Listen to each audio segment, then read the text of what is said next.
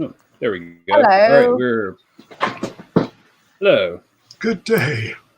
Oh, nice. This is Gift of the Sea, Trophy Dark Incursion, Mm, and we've already introduced the characters. yes. But they are perhaps going on a seaside vacation or something else. Maybe Uh, that's what you've told people in your travels so far. Yes. My fellow workers at the Medica believe I'm going to the sea to take in the salty air, which is supposed to be good and have palliative effects for those of us who are of advanced age. as some sort of event.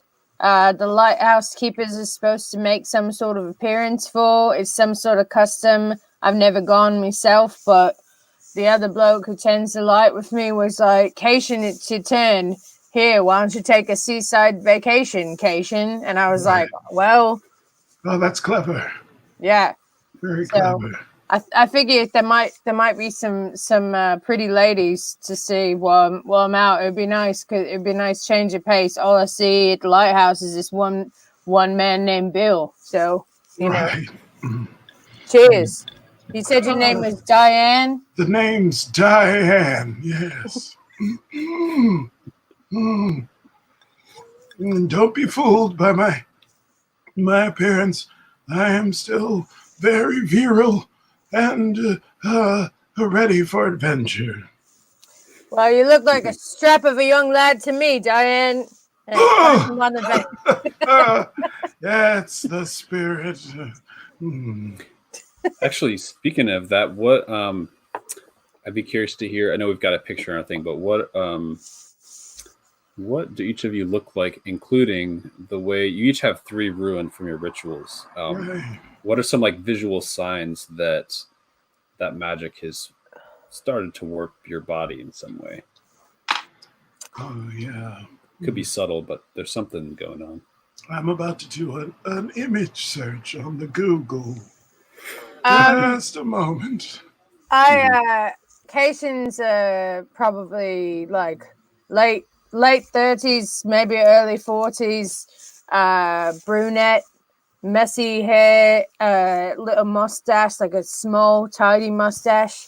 But on his face, there's just some sort of sallow, just kind of dark circles that start under his eyes and just kind of come further down. It doesn't look like a man of this age should have circles that dark, but it's from using his magic that not a lot of people at the lighthouse know about. So could just be that you stay up. You don't always sleep properly. Yep. For years, maybe. Okay. Yep. Definitely. Drink too much, sleep too little. You know what I mean?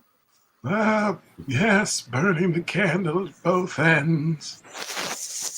I can't find a good photo of what I might look like, but imagine a man of advanced years, thin, carrying a broad staff of dark ebony wood, the tops in an empty sort of claw where perhaps a jewel or gem might have once belonged, and no hair at all, but an olive sort of skin from being from sort of like a beachy island culture, but it's liver spotted a bit, and then a huge white beard that not well kept, it sort of dangles down to just above the navel, but elegant and beautiful hands from his work as a leech, working with tools to explore the human physique, and bright eyes that seem to see more than you would expect. Though he seems old, there's a strength about him that may be having to do with the magic he has delved into, that of sea magic, that of salt water and brine, and sacrifice and blood. Amazing. That voice is hard to do for a long time. It's okay. It's great. Take a I'm break. It's so good. Take a break whenever you need to. This is good. This is good practice for my voiceover reel, I guess. Yeah. You know, it's a Awesome. good time for all of us to be doing our voiceover reels. Yeah. You know what I'm saying? Gotta get a little package together. Show them what I can do. Mhm. Seriously, I actually just tried out for an animated series. We'll talk about it off camera. All right, let's Later. discuss Whatever. that. Once you Whatever. get back Hey, back home from the adventure. Right. Speaking of voiceover, though, there was a song that you all did. So you were both standing on a small sailboat. You're off of the shore, making your way towards the village of Ankare that you've heard about. I don't This is, care. Sorry. Didn't think of that. That was an Nice. old man's joke. I do care. I care. Nice, Sorry. nice. I don't care. Got it. And either you're, I'm thinking, teaching this song to the lone sailor that's kind of ferryman, as it were, or he's teaching it to you. But how did that song go again? You were singing it just before. Oh, yeah. Do you remember? Let me see if I can remember it. yeah, I remembered it, but like I'm just nursing my little flash. Oh, yeah, as I'm sure. singing along with you. Oh, well. I've always liked a lone voice carrying over the waves. Chains of regret. Oh yeah. They follow wherever I go. Chains of regret. They won't ever let me go. I know go and go is a lazy rhyme, but chains of regret. They keep me away at night. Those chains of regret. I'll lose them the day that I die.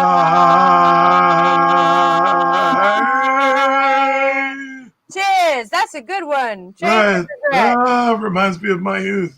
Chains of regret. Oh. The sailor at the helm of this sailboat, he's just like, pulling the rope. He's just like, he gives you a very strange look. He's like, Oh. feeling cheery, aren't we? Off to vacation, you said. Well, And like, when you get kinda to be goes my back to age, his you take the cheer where you can find it, young man. Hey, cheery is as cheery does. That's a song about feeling tied up in your own damn regrets. And waiting for the sweet release of death. Seriously, what's the fuck cheery about that? That's right. along your journey, you've also heard, again, either swapped stories or told your favorite one. You've each heard some stories about the horrors that await at sea, for those who are reckless, all kind of tragic stories about other ships that met their doom in the ocean. I'll give you the option of making up your own, or you can roll a d6, and I've got a short list of what the stories might be about. I'd be happy to make one up. Yeah, tell me what you've heard. As a lighthouse keeper, I'm sure you know some grisly tales of the open water. And And there's one. Oh, sorry. Go ahead. Sorry, it's a thing you've heard about. Yeah, horrible things at sea, and there's some part of it that you think is true. So I'd like to know what that is too. Well, at the light, they always say that mermaids aren't like the kinds of things that you read about in like storybooks when you're a kid. But when a man's been kept by himself for many a month, and he's lonely and bitter and like getting too wasted to walk half the time, he might start seeing like beautiful ladies just out like floating in the ocean, like the tops off, just kind of free floating around like floaties in a pool, and like right. and the men might just like be like, oh, I'm gonna go find that lady and like bring her back to the light with me. But the closer you get, the more like her features start to kind of distort, and then all of a sudden she got like claws and like fangs in her mouth, and like and before you can make sense of it, like she'll basically drag you underwater to your death, but like you think that you're like finding love with this beautiful lady, and actually quite the opposite. So they tell you, if you start like fantasizing about ladies floating in the water, like go back upstairs and just take a cold bucket of water over the head, you know what I mean? Right. I haven't had fantasies about a lady in decades. Uh, the thought of it itself would be entertaining. But I have heard of these mermaids you speak of. Yeah, just be careful, man. You never know when they might come up and get you. Well, they're welcome to try. I wouldn't put up much of a fight, is what I'm saying. Cation, though, is there a reason why you think there's some truth? Like, do you have some experience to this, or do you just like think like it's plausible? Yeah. Oh, you've seen them, have you? Oh yeah. This one day, the rations was getting a little low, and my boss sent me out to to poach a couple penguins that were floating by on an iceberg, and like which I don't know that that's a thing, that penguins float by on an iceberg, but an exotic lighthouse you work at. Yeah, so I was just out to I was about to say seagulls, and then I was like, I'm really ripping off the lighthouse right and left here. No, let's go with penguins. I like it. Yeah, so I was out to poach some penguins just to get some meat for a few months, and yeah, I don't know, like there was some penguins and an iceberg, and then I just like saw these boobies, and I'm not talking about birds, like just saw some straight boobies just floating in the water, and then this gorgeous red hair, and I heard this song. Let me tell you, it's the song. That's really what gets in your freaking head. Right. How did you avoid the lure of this sea succubus? Easy. The other man worked at the lighthouse. That was when he came up, and he clocked me upside the head, knocked me clear out. And when I woke up, he was pouring cold water on my head, and he told me about what there was. So, thankfully. But I'll tell you what. Yeah, if I ever hear that song again, I'm out.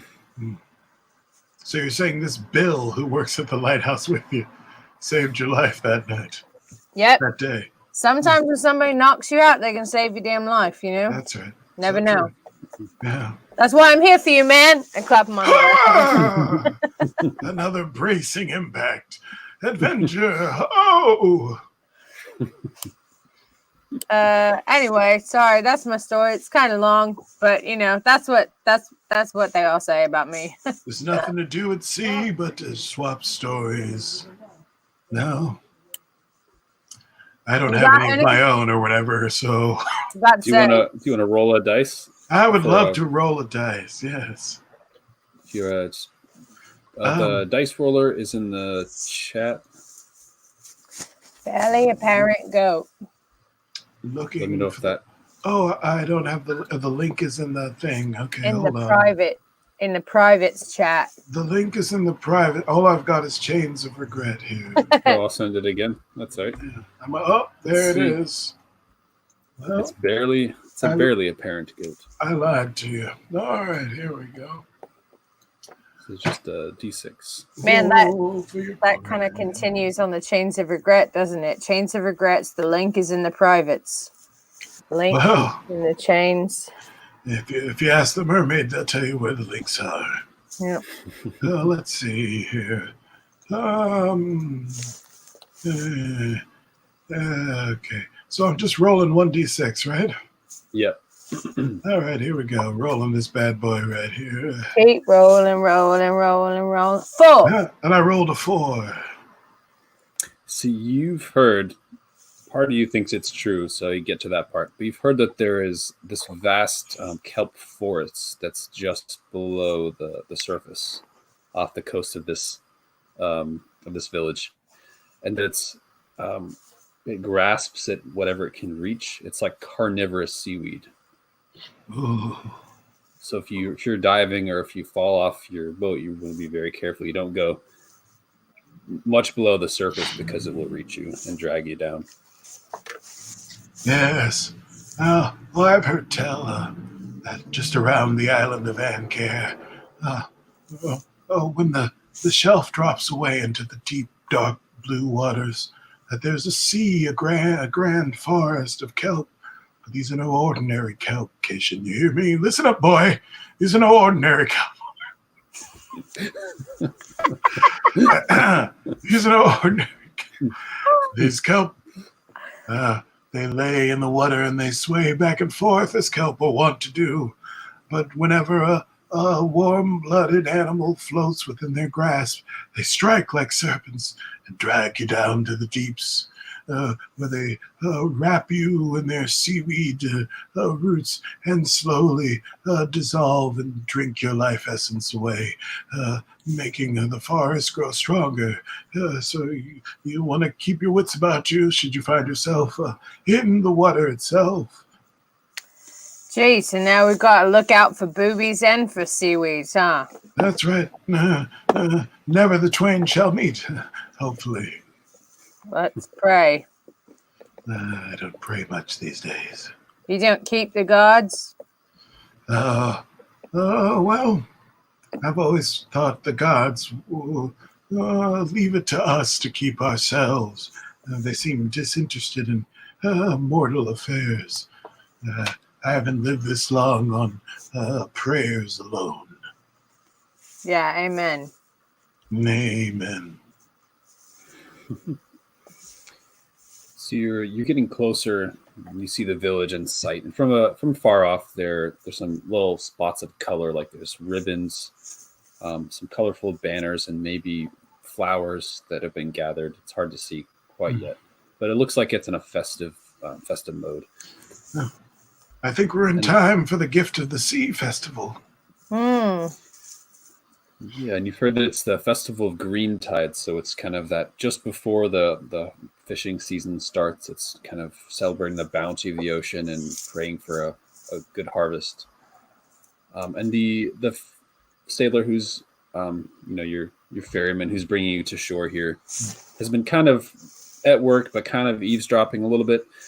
And he's this older, grizzled sailor. He's kind of got like one eye is just permanently squinted, and he's looks like one side's weaker, like maybe he's had a stroke a long time ago. He kind of works around it. The other side's really strong, so you can tell he's kind of adapted and very weathered. And says, I figured you out. You're not here on a vacation. You're those treasure hunters, aren't you? What? Who? I tell you what, there's nothing wrong with that. Don't hold it against you. I was a smuggler myself for many years. Hey, I do the smuggler fist bump with him. Yeah, he does like an adapted version of it, kind of. Oh. Like he does a fist bump, but then like catches your hand by surprise too. Like he's almost like it's like a surprise move. Like, but effectively, he says, "Tell you what, I'll tell you where the treasure is, but you got to chip in. You know, I don't make much money these days. It's kind of an isolated place.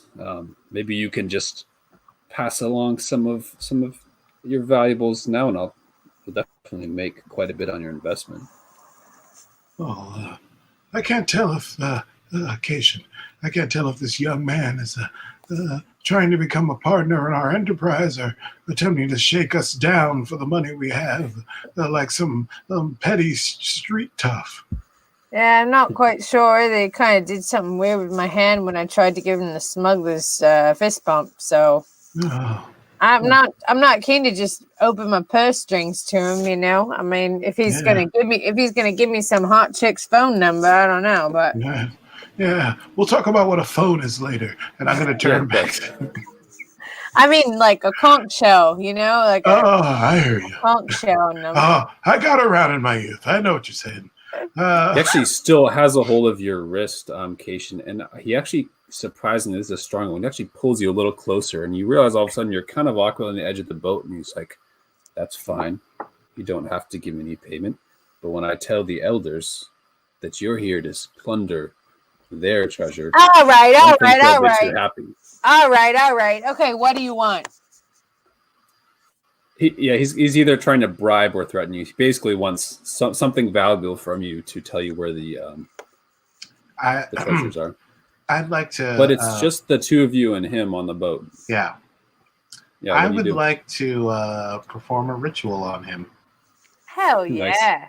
Yeah, I would like to begin the ritual of drown, so that he starts to feel his body filling up with water, and I'll walk over to him as he's starting to feel the shortness of breath.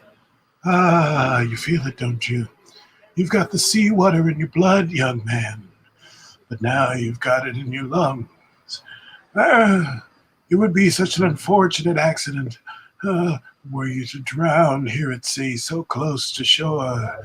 I'm sure the elders would wonder how an old man could possibly have gotten the better of you. Perhaps we can come to an understanding where you tell us where the treasure is, and we don't drown you and throw you to the kelp. Damn, Diane. Awesome. That's I right.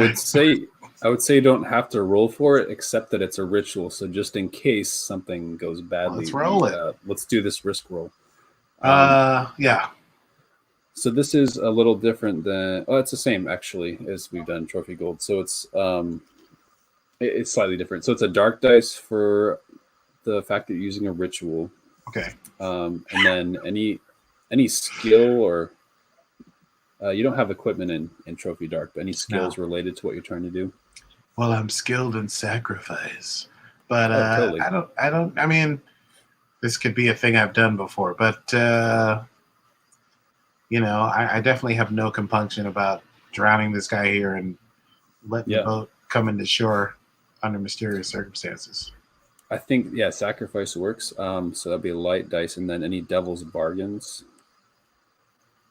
We should have said what could go wrong here. A couple of things that might go wrong. I mean, rituals sometimes don't work as intended. Right. But also you're not far, like you're not right pulled up to shore, but you're still like within distance sight. So it's possible that people might see what you're doing. Right. I also could accidentally drown him anyway. Completely. Yeah. Yep. But then we wouldn't get our information. We'd be pretty fucked. So yeah, this could all happen. Sky, do you have any devil's bargains? Things that would happen either way.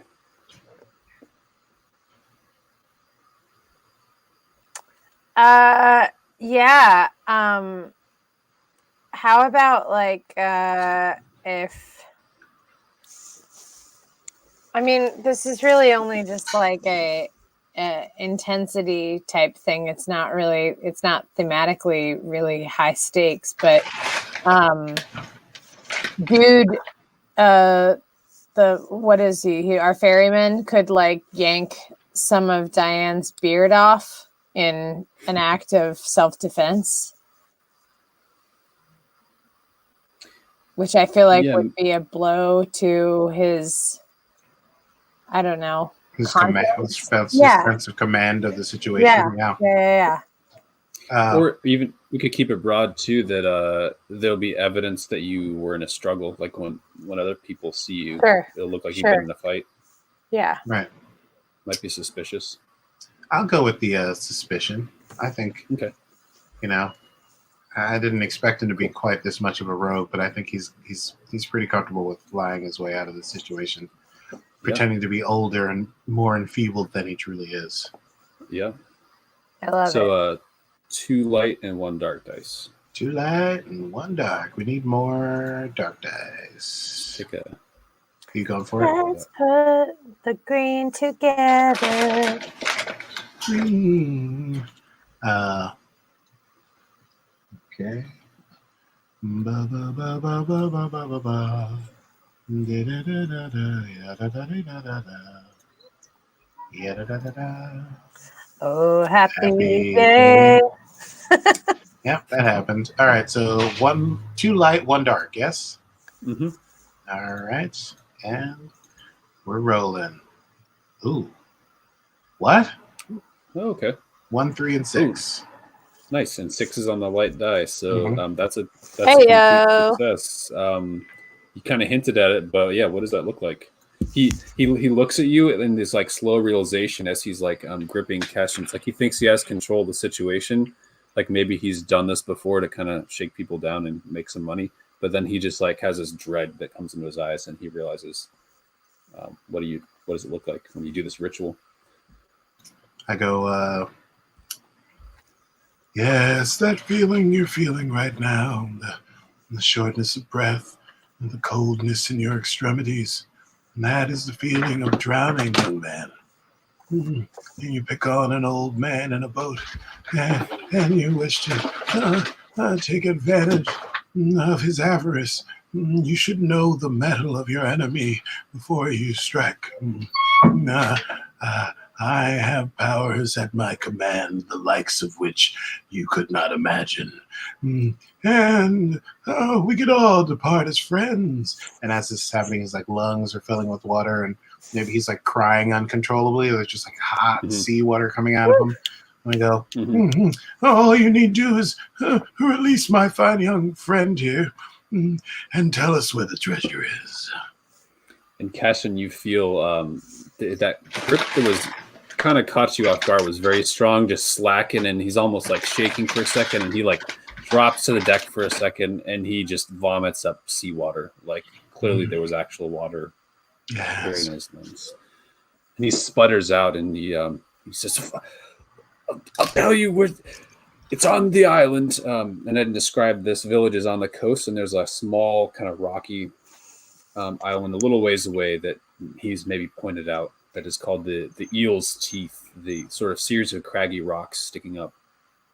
He says that it's where I have a small place I would pull up and stash things myself, but what I really had hoped to do is go below the water.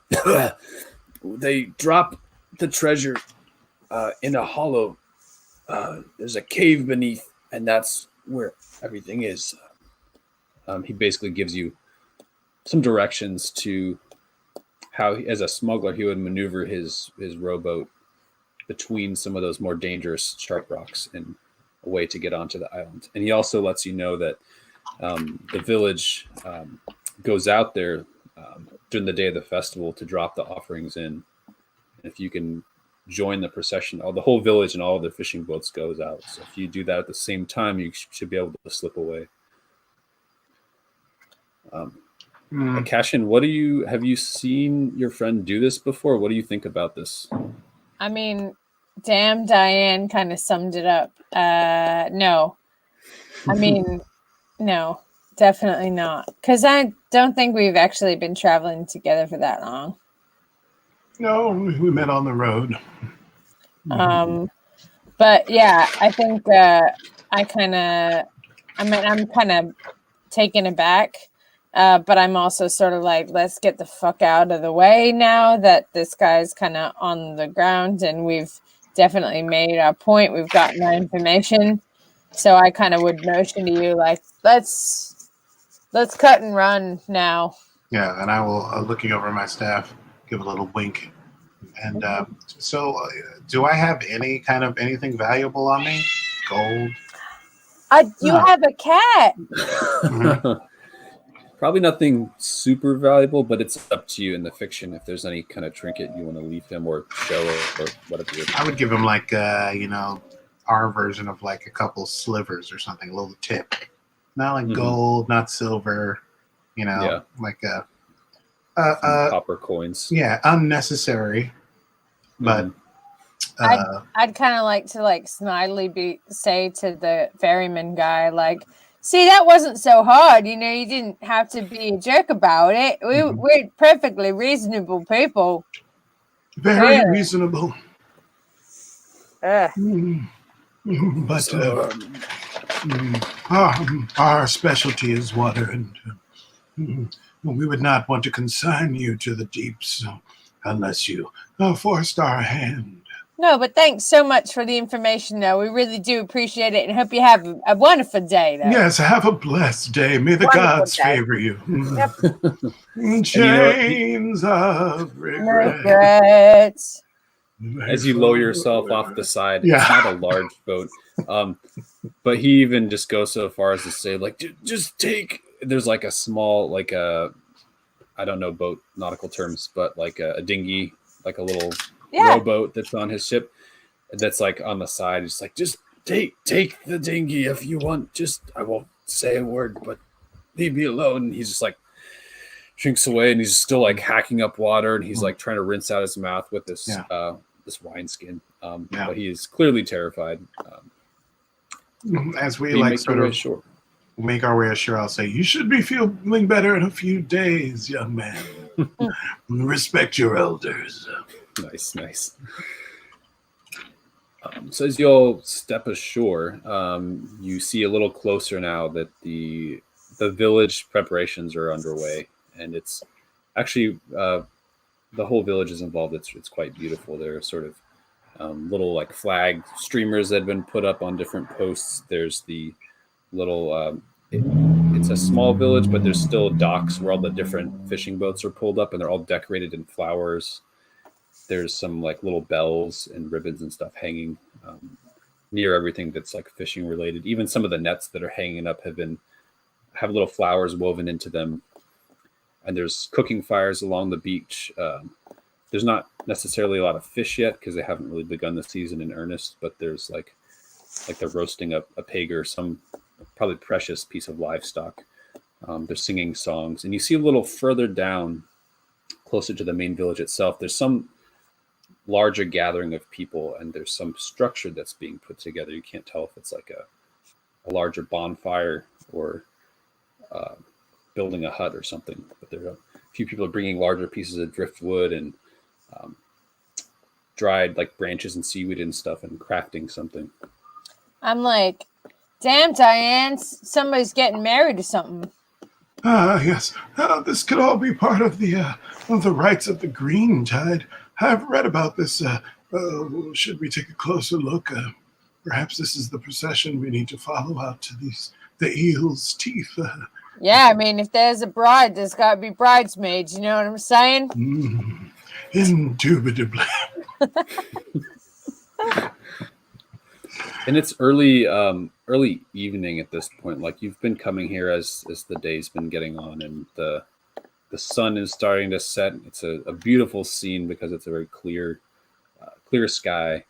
You know, the sunset on the waves. You hear. Sorry, I'm scrolling through things. You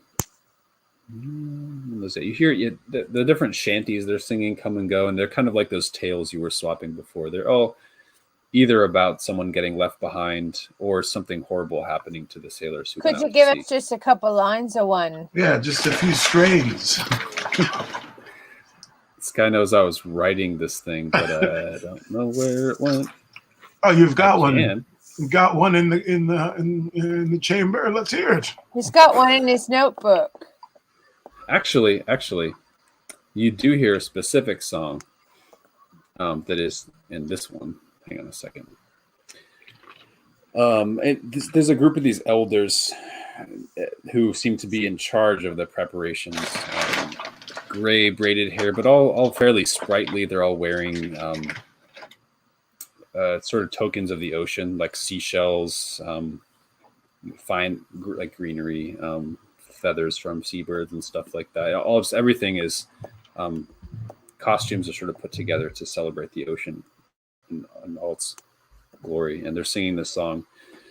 It goes, Who knows what secrets dwell beneath the ocean vast and wide, or what became of those who tried to fight the turning tide? The night is dark, the storm is fierce, but nothing should we fear. Come round and light the candles bright, for spring is almost here. And they're like lighting candles, and it's a bit like, oh, nice. It's got this kind of classic solemn feel to it, and then eventually they'll, people join, and then it goes back to some other more typical sea shanty. Isn't that But cool? you see, Are you trying to create lens flares on your? Yeah. Nice. Yeah. Very J.J. Abrams. Fucking Yeah. Star Trek. nice. There's some really weird lens flares on Gabriel and I's wedding photos. P.S. And Really? yeah, they're very strange. Anyway, sorry. Light So the the candles scenes- bright. Yeah, and as they do that, different people you see are coming forward and bringing offerings. Some of them are just like bringing some like wool from their two sheep they have at their farm, or like a family relic, like someone's woven blanket that they're passing on, something that's at least what they can afford to give. And you see now that the structure is that effigy of a woman. It's not complete yet, but it's the bare structures there, and they're weaving seaweed strands as its hair, and all the offerings are being dropped inside of it's almost like a giant basket. And people come up one by one and kind of seem to be saying something. And as you get closer, you realize they're saying their wishes aloud. Some of them are just personal prayers, things like, keep my son safe at sea this season, or let me see my children, my grandchildren, or something like that. So they're saying a prayer aloud, and they're dropping an offering into the giant statue. And every time someone does this, everyone around says some kind of acknowledgement. Sometimes it's just murmurs. Sometimes it's like raising a toast to someone. And eventually you each are noticed by the village. And there's like, welcome to our festival.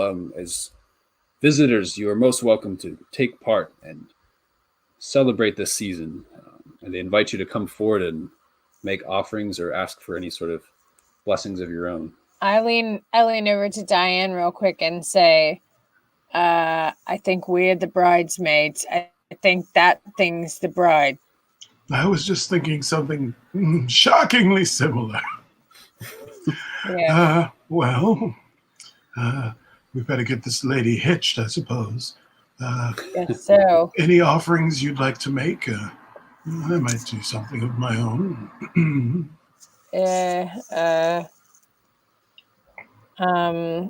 Are we able to just sort of improv what we have on us that we give away? Yeah. Tell me a thing that's like whatever it is, whether it's a personal thing or just something you have. I also have a list of things if you want me to pull up a thing. Ideas. Yeah, go ahead. I have an idea that I would go up and I wouldn't say anything. I would solemnly stand before the effigy and then remove from one of the many pockets in my traveling cloak a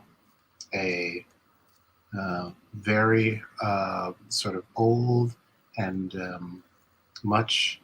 obviously much cared for lock of hair. What the? I was going to do the same Were you? thing. Yes. Well, I got That's an item on the list too. Let me. Oh, is it find really? it, but- Well, because Molly, Carry my on. twin died, Yeah. Right. drowned. So Yeah. I'm just gonna, and then offer the hair up to the god, to the effigy, to the Mhm. queen of tides. Do you say anything like think anything, or do you say nothing out loud? Is it just that's it, or is there anything that I think that the you're only hoping thing for?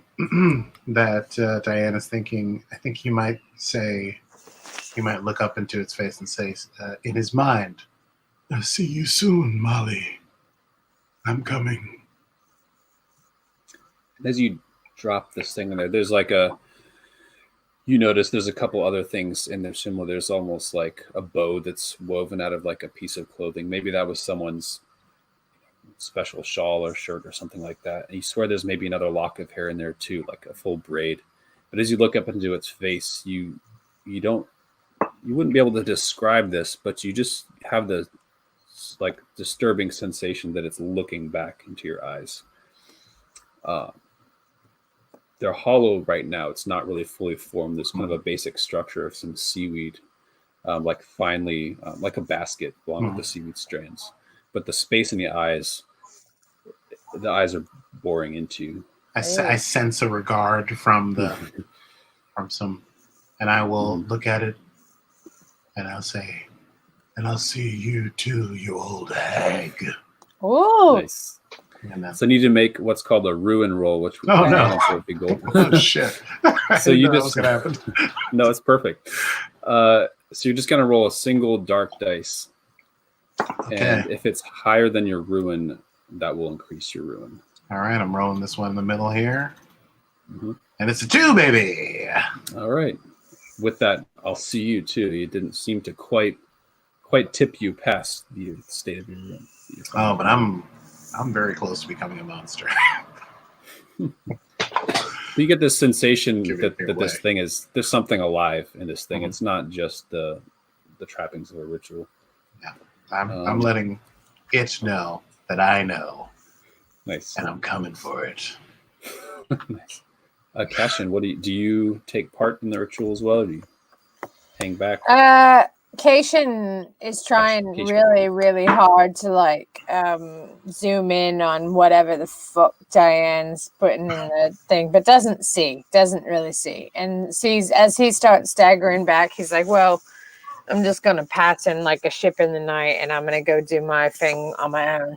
And so Cation takes a billfold out of his like back pocket, and in the billfold is like a picture that's like pressed in half, and inside the pressed in half picture is like this little lock of soft, like a soft, thinly bit of braided hair. That's probably from like his first love or something, and so he kisses it like in his hand, and goes and throws it onto the effigy and says, "Maybe I'll see you in Amberay someday," and throws it onto the effigy. Nice. The wind like picks up as you do that, and it actually like sticks to where the hair is, Mm. and it seems like then it like doesn't fall down, and like as you're looking, that there's some other movement that can't be the wind. It's almost like the strands of like kelp that are still drying that are supposed to be hair. Like first they're rustling in the wind, but then it's almost like they're moving like they're underwater. Mm. And for a second, you just feel like you're underwater. You can't really tell. It's a very, very strange sensation. I need you to make a ruin roll as well. Hell yeah. Hell yeah. I'm just rolling a dark dice. Yep. Okay. Here it goes. Big money, no whammies. 4. It's higher than my No. ruin. The ruin's going up. Oh. What happens is you feel like for a second you look like you're underwater, and then your mind you flash back to not so long ago as you saw your companion literally drown someone out of the ocean for a moment, and you feel that just like rising panic, like you can't breathe, the water filling your lungs. You feel the sensation of just like water tugging at you in all directions, like you're being just twisted around in the current, and then it goes away for a second. You almost can't be sure that it just happened, but you'll notice as the night goes on, sometimes it comes back. It's almost like this weird recurring feeling that you stop and try to pay attention if it's real, and then it goes away again. Can I say that this knocks me back so much that I just like kind of fall on my butt in the sand?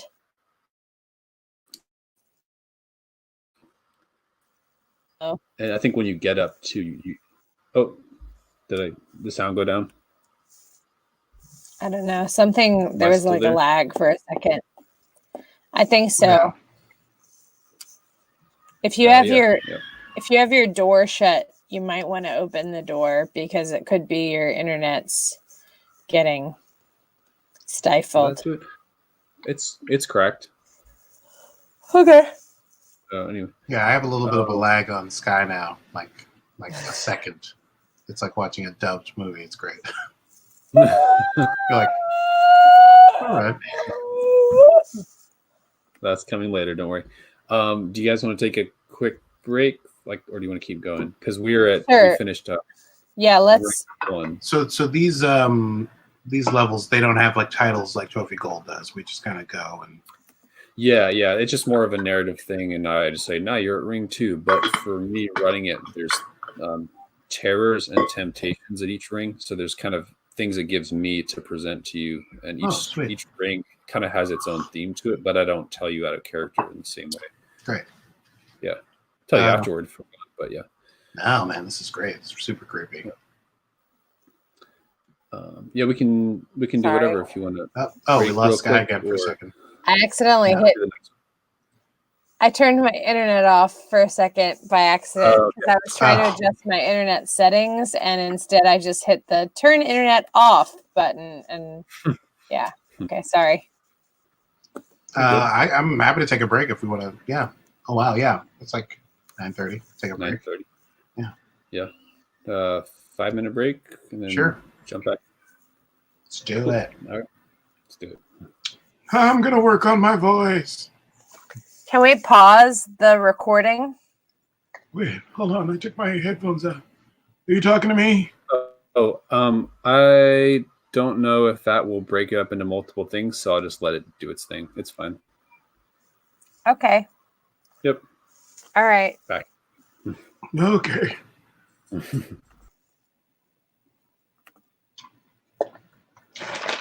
Oh,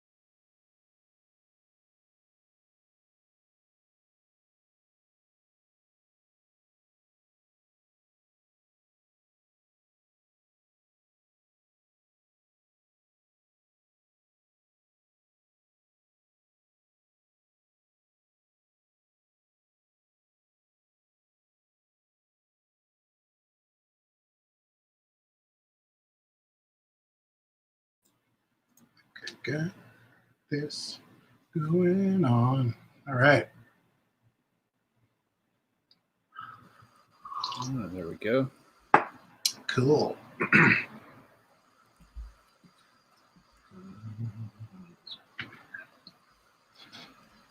And we're back. No. We're back.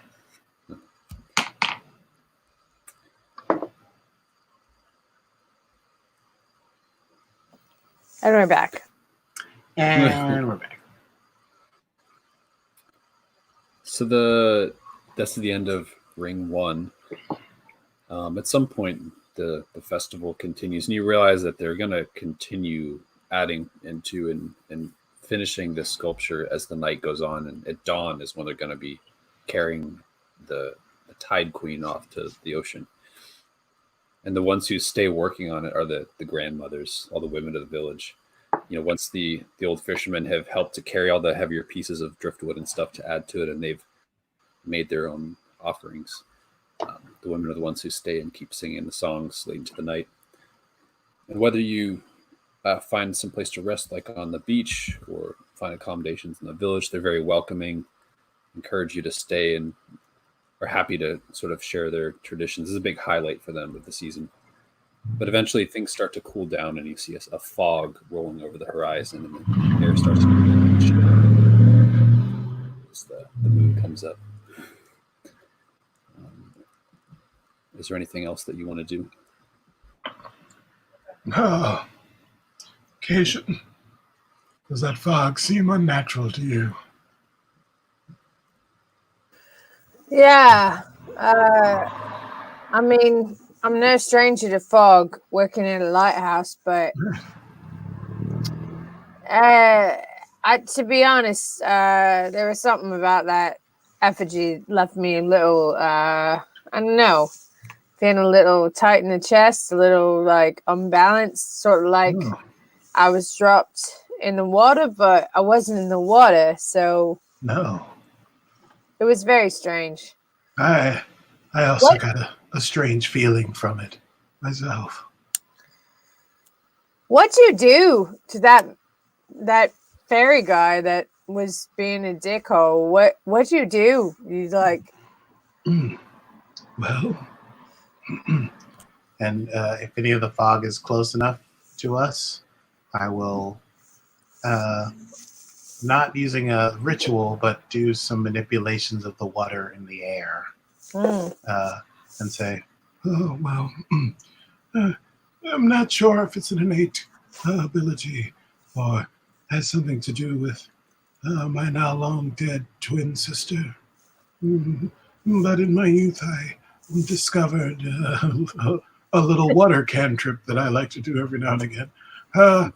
In my youth, I discovered an affinity for water. I have the ability to fill vessels and creatures with the essence of seawater.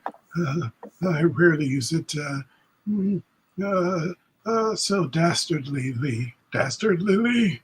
I rarely use it so dastardly. Dastardly. But I had a feeling that young man wanted to have to engage in some serious intimidation, and in my age, I'm just too old. Hey, look, friend. You don't have to explain weird magics to me. I do my own weird magics. You just ain't seen none of them yet. But you're gonna see them at some point in time, I'm sure. We'll all have our secrets. Either way, this doesn't seem like no haunted lady wedding to me. It seems like there's something weird. Something weird. Perhaps it's a fog to further obscure the mermaids out in the water for poor, lonely sailors who find themselves ashore. Look, if you see me walking towards a pair of floating boobies, you just gotta knock me out, all right? Is that a deal? I'll do my best. I don't swing a staff like I used to, but I'll give it a whirl. I'll certainly do my level best to keep you from the clutches of those sea spawn. That's where we're at right now. That's where we're at, Gabriel. So maybe we turn in for the night and follow the progression in the morning to untold treasures and riches. Mhm. I'll be sleeping with one eye open, if you know what I mean. I never could master that trick. Diane, I think as you both turn away from the water and you're heading in, something catches your eye in the distance that only you notice for a moment, and there's almost just like something's floating in the water, and you realize it's a seal that's head is popped up out of the water, and like there's like a bit of moonlight that like comes across its face, so its eyes glint for a second, and it's just staring at you, just very serene, just very like innocent, just another creature of the sea beholding you, and then dips down out of the water. Oh, look there, young Cation. Yon sea mammal popping its head above the water. It's no succubus, merely a seal. Out for a late midnight swim, which they do from time to time. Do I see a seal? Yes. Does he see a seal? Yeah. Okay. No, I think yeah. I think if you're both watching for a minute, it's kind of like it does that pause. I'll for a point it while, out and to Cash. yeah, to Cation. then it comes up again like it's fishing, and then it kind of looks, and you just get that feeling of that, like again, the ocean is looking back at you for a moment, and then it dips back down. Mm. But as you both eventually turn in, you remember a couple of things kind of stay in your mind besides the obvious disturbing nature of that figure. You did see that some of the offerings inside of it were quite valuable. It seemed like there was like a small, like a tarnished silver flask. There was you weren't trying to obviously like look over it all because everyone was gathered around, but there was like a polished mirror, several different like little maybe jewelry boxes. You kind of gathered there's maybe a lot of family heirlooms. So if nothing else, there's something valuable inside that statue. Yeah, I'm trying to go try to grab something expensive looking after Diane goes to sleep. Right. Oh, well, I'm turning in. Good night, young Cation. It's good vacationing with you, Diane. It's good vacationing with you, Cation. Okay, so there's still the women of the village singing their songs, grandmothers continuing to weave by firelight. I would like to use a ritual. Okay. Yeah, I would like to try to lure them to like some specific object that's like maybe at the tail of the effigy or something like that, so that I can, while they're distracted, I can go and try to pluck something expensive looking. Oh, okay. Sure. So there's maybe a distant fire or two, but mostly there's a dark space around this. It's kind of like out of respect, people kept their distance because this is part of the tradition. Mm-hmm. So what does this look like as you get ready to do the ritual? You like sneaking up? Or? Yeah, I mean the lore ritual specifically is that you can draw the attention of anything nearby to a chosen object. So I'm just going to choose something at the tail end, so like not near the body or the head of the effigy, but towards the tail of it. So to give a better picture, it's like standing straight up. It's maybe 4 or 5 feet across around the base, but that's it. So on the other side, they'd still be standing. Oh, okay. Right next to it. So you could do it something like draw it to something further away from it. Okay, well, maybe. to the fire. Okay. I'll say maybe it's like another fire. The fact that the fog has rolled in probably means that things have chilled out a little bit. So I'll just try to draw everybody's attention to the fire. Like everybody's going to go get warm for a second. Meanwhile, I will try to... And you'll sneak up. That makes sense. Yeah. So, I mean, I'm thinking it's kind of a charm type thing. So, like, I'm thinking I sort of like walk in the direction that I'm heading, and as I'm walking, there's some sort of like glimmer that I sort of like, just do like a blasé hand gesture, and then like all of a sudden the fire is just like more alluring. So I just kind of do like a this as I'm walking past it, and then everybody's like, "Oh, let's go where it's warm," and so that I can try to pluck something from the Cool. effigy. Okay. So it's a dark dice for the ritual. Any skills that are you using for this? I am skilled in concealment, so yeah. I mean, I'll try to make sure that it isn't obvious that I'm. Well, you're just staying out of sight, period, probably. Yeah. But yeah, cool. Okay. Mhm. What could go wrong? So you're hoping to distract them long enough to go steal something. Yep. What could go wrong here? Well, number one, like I could take something that's cursed. Yeah. Yeah.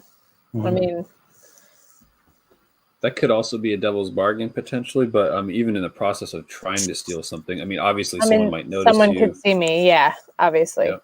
There could be like another thief also trying to Interesting. steal something. Mhm.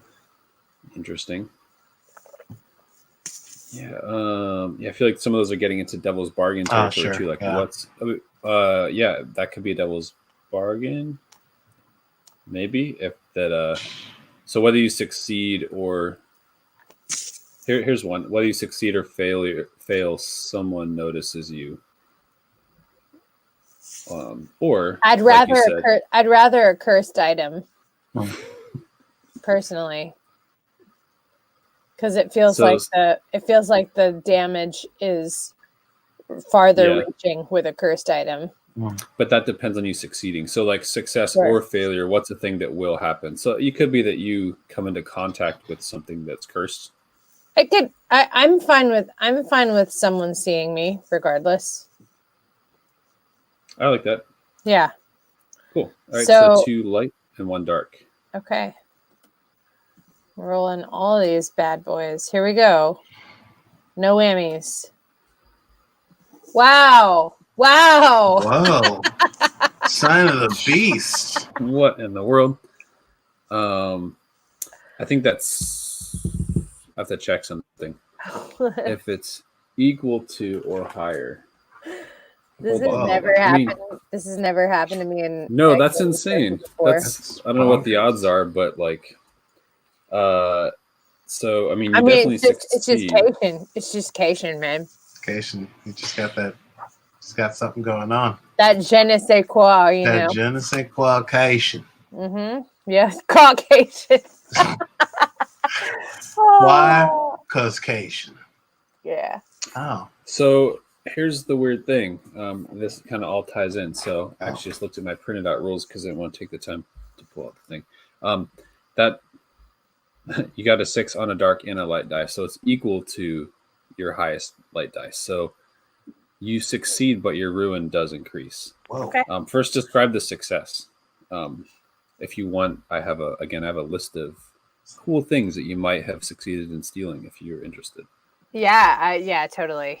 Well, I'm just gonna say that, like, I'm gonna say that, like, as I walk by and I do the thing, that like, my eyes kind of like flicker with this like, this rose gold fieriness, and as I cast the lore on everybody else's eyes kind of glow with this rose gold fieriness, and then they go to the fire. So that's just kind of intense and badass. And then yeah, I'm thinking, being that smuggling was my thing, I'm really good at kind of giving everything like a once over really quickly, like sizing something up. And I'm thinking maybe there was even something I already had seen. So I'm just like looking for shiny things. Shiny things. Yeah, I think I think one thing that caught your eye was a glass orb. So again, this is, I guess, fantasy Renaissance type of technology in this world. We haven't really established it, but blown like handcrafted glass is like a rare thing. And it's this gorgeous, like aquamarine, small orb, almost like a giant That's marble my with flecks of birthstone. gold. That's my birthstone really? in real life. Nice. Maybe it actually is just a crystal. I mean, it might be too valuable, but it's beautiful, and like the way the light hits it, there's almost like light that shimmers inside of it, and you definitely had noticed that before. And you know where to reach. You pull it out, but you you sneak up. You bring it, into your pocket or whatever. And as you're kind of slinking back into the darkness, you notice that, with the grandmothers, there's also just the women of the village period.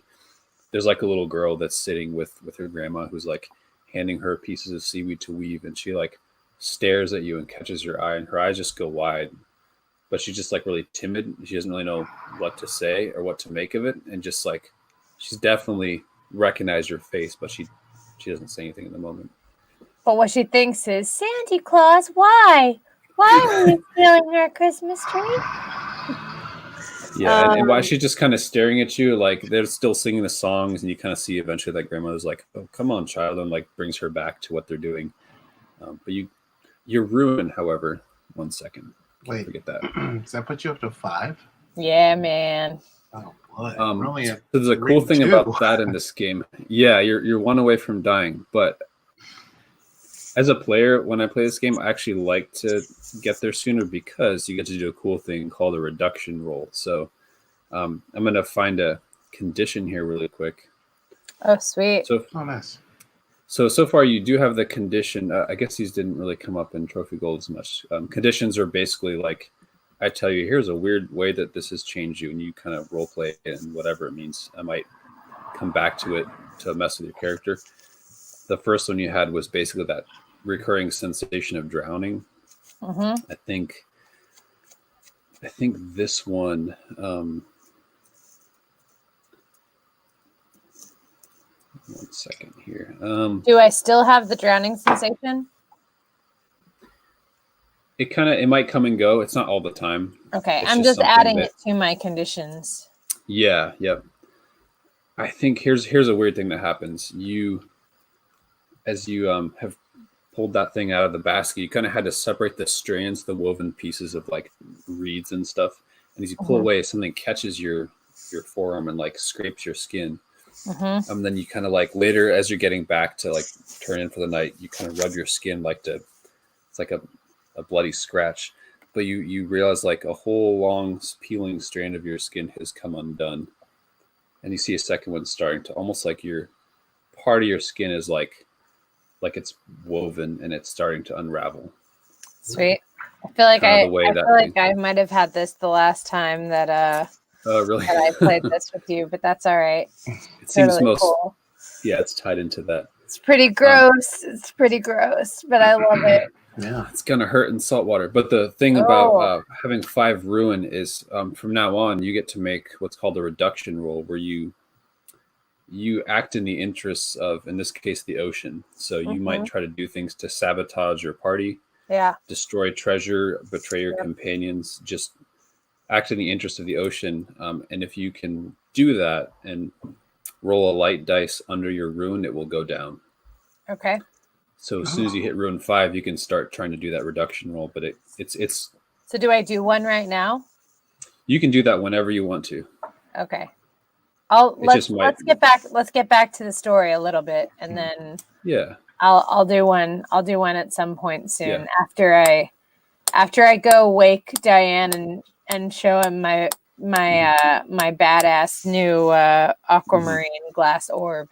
Yeah, and your that's sort of out of character knowledge. Your character is experiencing these like awful things changing, so you might be compelled to start doing things. Yeah, Yeah. But as you turn in to bed, Cation, you hear kind of off in the distance, like occasional I guess seagulls aren't awake at night, but you hear kind of sometimes seabirds, the crashing of the waves, the tide coming and going. you're kind of pulled off to sleep with that weird sensation, very subtle, almost like that you feel yourself rocking to the rhythm of that. Those waves coming and going. Yep. But the next day, you both eventually get your rest and you rise. Very early in the morning, there's the sound of some like bells and singing as people are rising pre-dawn to get ready to go out. Well, I do believe that is our call to action, Cation. Action-cation. Our call to action-cation. Yeah. Sorry. It was tossing and turning a lot last night. Yeah, you don't look so hot right now. Yeah, I went off for a little walk and I scraped myself up pretty bad. But nothing a little salt water can't fix. You know what I'm saying? Well, if it gets very serious, let me know. I am skilled in herbs and forensics and could possibly whip a little something up to see if it's anything life-threatening. But if you're fine for now. Oh, yeah. No, it's just a scratch. It's fine. Just a flesh wound, I understand. Yep. Okay. Nothing big. Very good. I mean, I think out of character, I think Diane, you can tell. I'm Cation down. I'm putting on a front. downplaying the hell out of Oh, it. He yeah. looks messed up. Yeah. Yeah, I'll step in when the time is right, but I won't force the issue now. I'm also not going to share with Diane the aquamarine glass orb, which I assume is like maybe a little heavy, and so I've just got like a heavy orb somewhere in a weird like pocket or sling or bag. That again, probably am doing a bad job. I mean, I'm skilled in concealment, but I think the thing is that I do not, at this point yet, I do not deem Diane to be a threat to me because Diane stood up for me. So Yeah. So I'm not. Yeah. Why would you? We're the best of The friends. narrator says, "Why would they turn against each other?" There's no secrets between us. We've Right. known each other for 72 hours. Well, and also I feel like with my ruin being at 5, I feel like my pride should be getting somewhat in the way of me seeing things clearly. So yeah.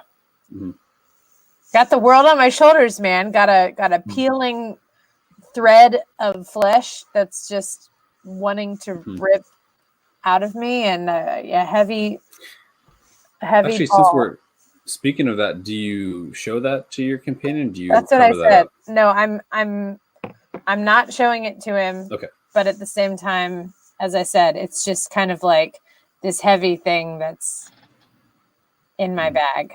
Oh, I mean the peeling flesh. Do you cover that up or do you show him? No, I don't show him. Okay.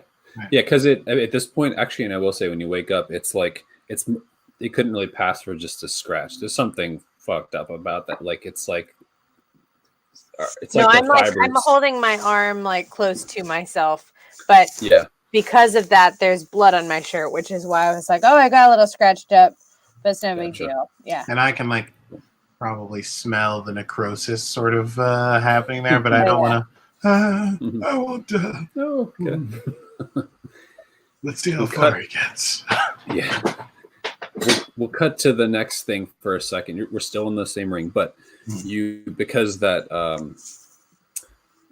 former smuggler that tried to bribe or threaten you just said, just take my dinghy, just leave me alone.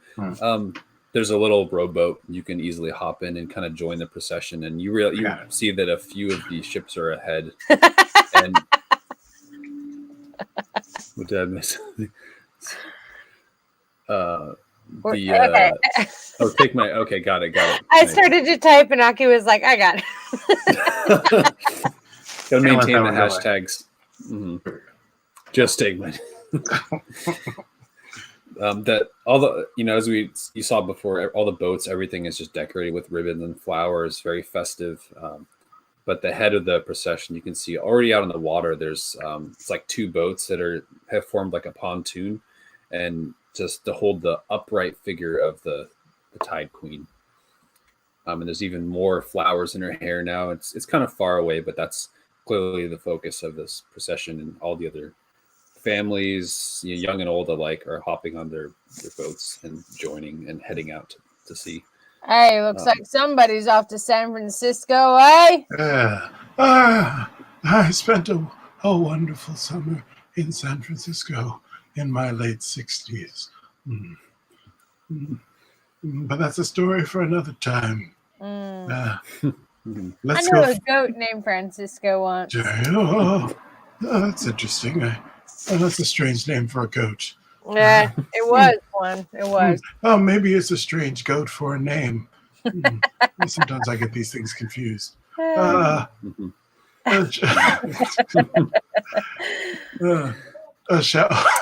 we? I don't want to presume, but perhaps you'd like to row. Yeah. Yeah, I can. Yeah, I can row the right side if that's all right. Well, then we'd be going around, and so you know what? I'll help out. And Diane puts down his cane and his staff and sits on the left side and takes the oar with both hands and helps to row. And he doesn't seem at all like winded or frail. And you notice that Cation, as he's rowing, like, this arm is just kind of like keeping to keeping to his chest. Right. So the rowing is very inefficient because it's basically like, he's got to use his entire body. Yeah. Yeah. Like cold sweats. Yeah. It's not good. Just a reminder, you can do that reduction roll. I will do that. I will Just do that interrupt me. reduction roll. Yeah. Oh, now okay. What let me pull up some of the stuff. Tell me what you choose to do. So you're again, we'll just kind of cut ahead. You are like, you're rowing out to sea, there's other boats around you or ahead of you, whatever. You can be kind of wherever you want to be in that session. You're now out on the water. The water's generally calm. God, how could I be acting in the interest of the sea here, other than like, Let me just read the quick description. So it says, when your ruin reaches 5, you may now. Well, so actually, this says, I'm going to switch the forest for the sea, because this is the saying. The sea wants revenge. Humans have stolen its secrets and its gifts and given nothing in return.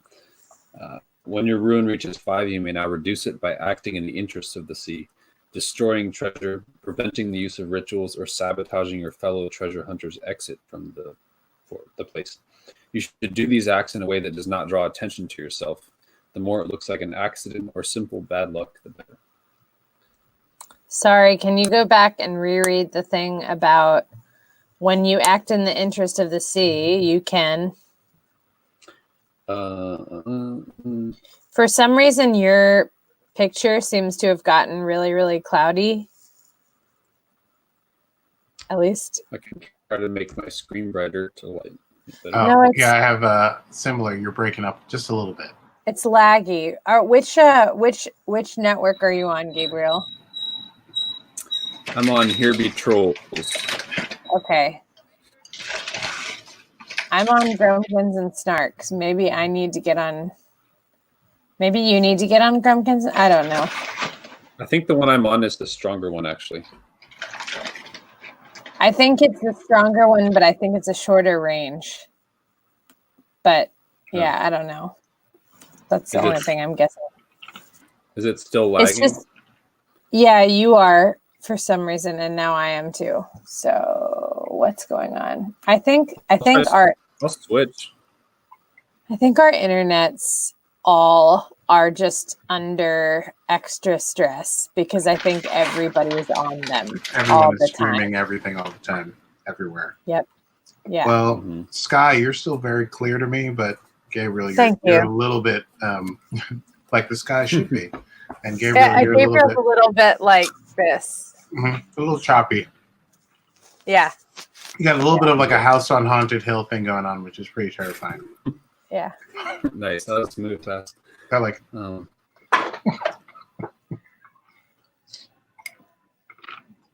Yeah. I don't know. I assume he's switching internets now, right? This is what happened when you turned yours off. Probably. Yeah. Probably. Much clearer now. Yeah. Gabriel, talk. How's that? Oh, you're delayed. I did just switch. Oh, it seems like it's catching up now. Yeah, now it's definitely catching up. Okay. Is that better? Oh yeah, Yeah. definitely. Yep. Oh, okay. Maybe just had to change it up. Maybe.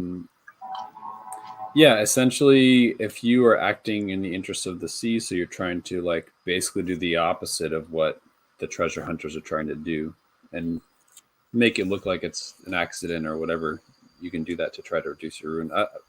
I'm not sure if there's an opportunity to do it yet, but if you got ideas. Yeah, I don't think there is. That's what I was realizing, like, because I don't think I'm at a point of wanting to take Diane down. Not saying I won't get there, but I feel like Diane may want to take me down first. We'll see. I'm keeping an eye out. He doesn't look good. Yeah, no, Sure. I'm just rowing like a person in a lot of pain. Yeah. Yeah. But you're able to, I mean, it's a slow procession. Like there are clearly the main procession. You know, there's some boats that are like families where like they're getting all the kids aboard and like they're straggling behind. There's others that are like way ahead that we're kind of preparing and everything. But you eventually you keep pace. Everyone goes little ways away from the shore, and you get closer to where the eel's teeth are, those jagged rocks pointing up. Right. But the tide's low, so it's easy to kind of see where the sharp rocks are, and there's kind of a central island, it looks like, that's a little more open to the sky now that the tide's low. There's seabirds kind of coming and going from the top of it. It's sort of like the Skellig Island I'm picturing. It was in the Star Wars movie, that island. Maybe not quite that big. So this is pretty near where that ferryman was saying they dropped the treasure down in like a hollow under the sea. Yeah, and you can see right away what he's talking about is that central, those pontoons are kind of pulling up, and there's like almost this little inlet. There's like a higher cliff of the island itself, and there's like this I don't know the right terms, little sort of like a cove. And they you see people kind of untying the different ribbons and ropes that are holding the effigy in place.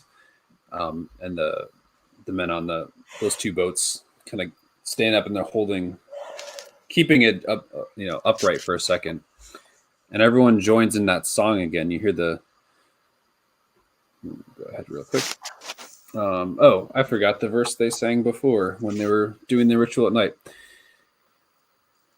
You recall, they go through the song again. This time you hear the second and the third verses. You hear, we bind the saplings wreathed in green as folks did long before, and we crown the maiden as our queen and cast her from the shore. For as the land gives gifts to those who sow and reap the grain, the sea in turn must have its due when green tide comes again. And the last verse, everyone joins in this chorus. O mother of the endless tides, O queen of depths unseen, accept these humble gifts we bring upon your mantle green. Fill up our nets with gleaming fish and spare our sailors brave. For all the rest, take what you must beneath the rolling waves. And they all push the effigy. This like slow motion moment as it like tips and starts to like lean to fall into the water. But each of you are close enough, and you see for a second the face of this effigy, and you realize this thing is alive, and the expression on her face is this mixture of like resentment and anger, and then anguish at being just cast into the ocean again another year.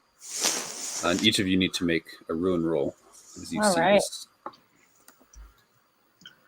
I'm just gonna make another D6. do it. Rune roll is what, one dark die? Mm-hmm. All right. Well, I'll go with this far purple. Oh, and to be fair, I should Sky, if Cation, that's I mentioned it and realized this was coming. If you wanted to do something before having to make that roll, you can. Oh, Just because if you roll 6, that's it. well, how could I act in the interest of the sea? I will say along the way, I mean, a couple things. There are like valuable decorations on different boats. There, it looks like that you pull alongside at different times. People have put like some sort of family crest. Maybe it's like I don't know what is like some valuable items they've kind of lashed onto the front of their boats, like a special shield, or I mean, would acting in the interest of the sea be like smashing and destroying those things? Like going into like kind of a weird rage? it could be, but without drawing attention to yourself, you could probably right. like tug at something. Actually, I'll just kind of, if you want, give you a thing Sure. you could do. Yeah. Yeah, I think as you're all watching this thing, there's the boat alongside of you has like this chest in the back that looks like they had things they were getting ready to offer, and it's all like valuable family. I think different wood carvings that maybe would have been valuable, like carvings of boats and like sea creatures and stuff. But maybe this is someone's like family valuables, and that person's passed along, so they're like getting ready to like give them away or something like that. You could easily just like tip it over on your own without them noticing. Okay. Yeah, I'll try to do that. Yep. So I'm just gonna roll one light dice. Mm-hmm. You're trying to roll under a 5. I'm gonna roll the 6 on the right hand side, the green one. So it's the one on the right. Here we go. Under a 5. Here we go. Oh, I rolled a 5. Okay, so it doesn't do anything. appear to reduce That's it. fine. Okay. Do I still get stuff? You're trying to destroy it. Oh, okay. Right. Got it. Yeah, Yeah. you could say, yeah, you could say you swipe one of the things if you wanted to. Cool. But Yeah. but I think you don't succeed in like fully. Gotcha. Yeah. Okay, that's cool. I'm still hobbling. Yeah. All right. Ruin roll. Yeah. Mm-hmm. Here we go. We're both rolling a light and a dark. Just a dark dice. Okay.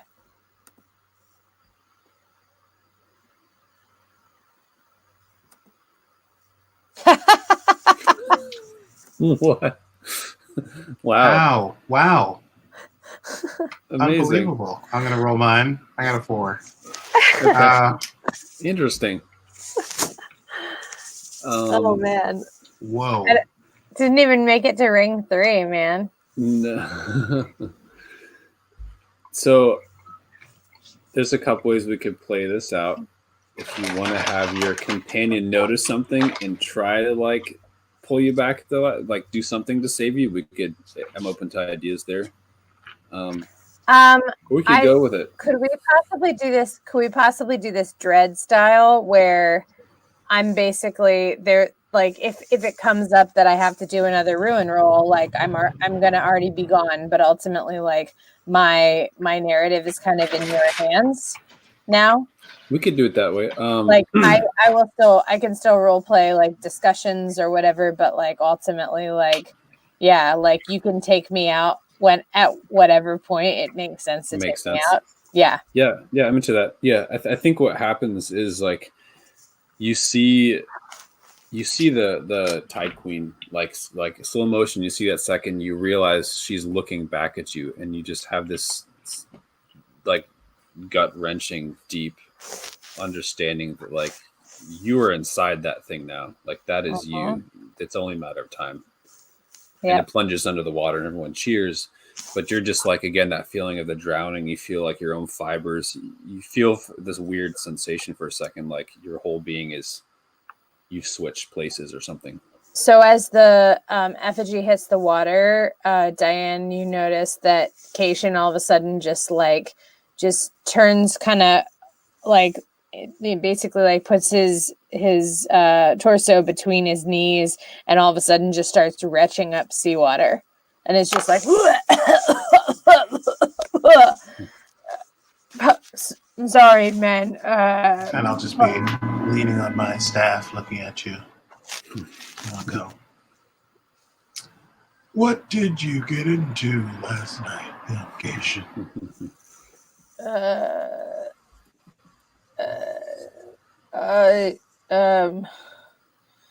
Well, there was some gorgeous, beautiful things in that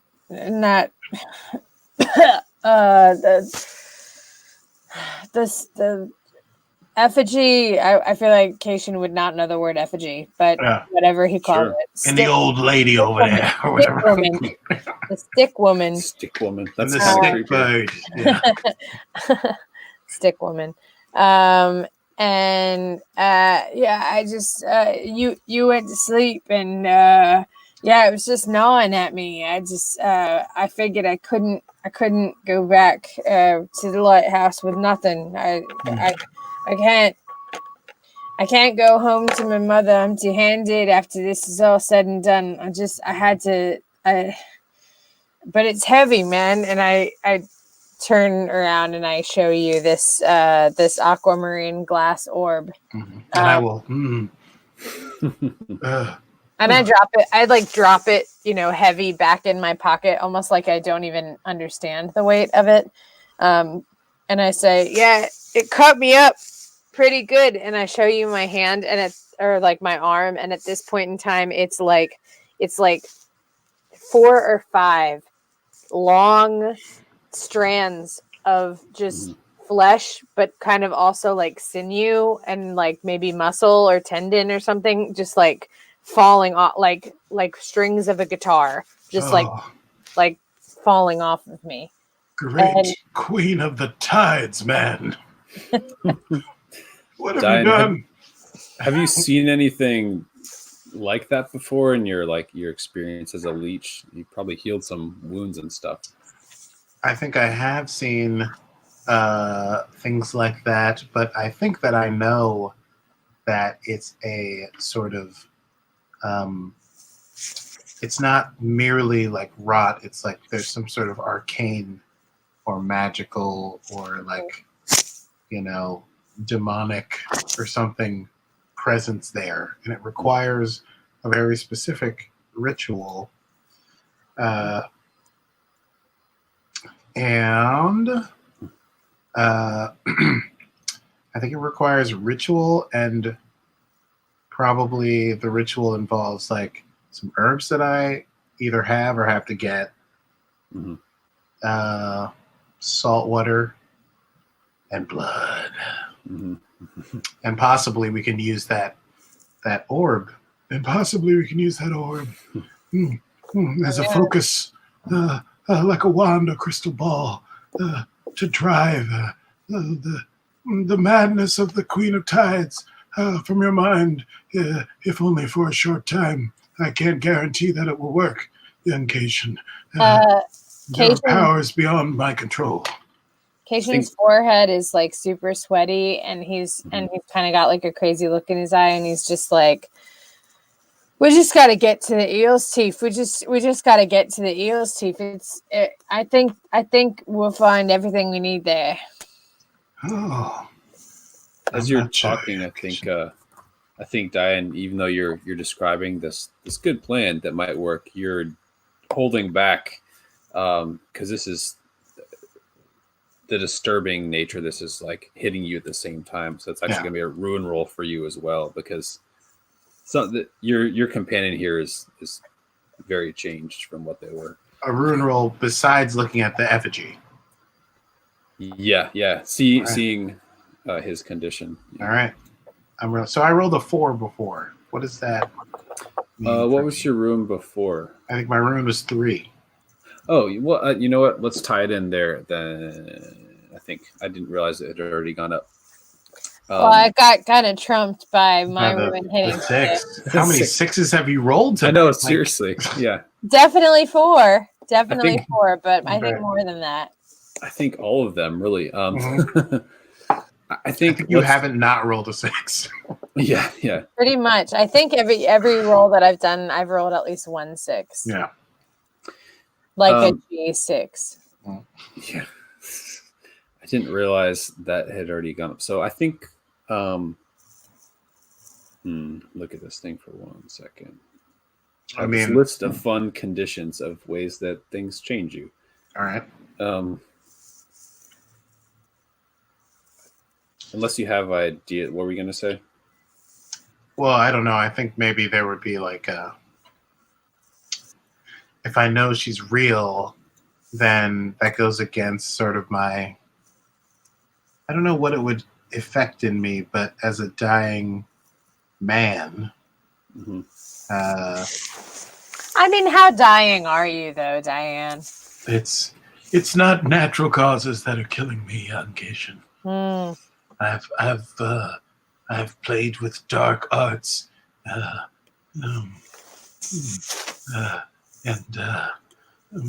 the Reaper has come to call.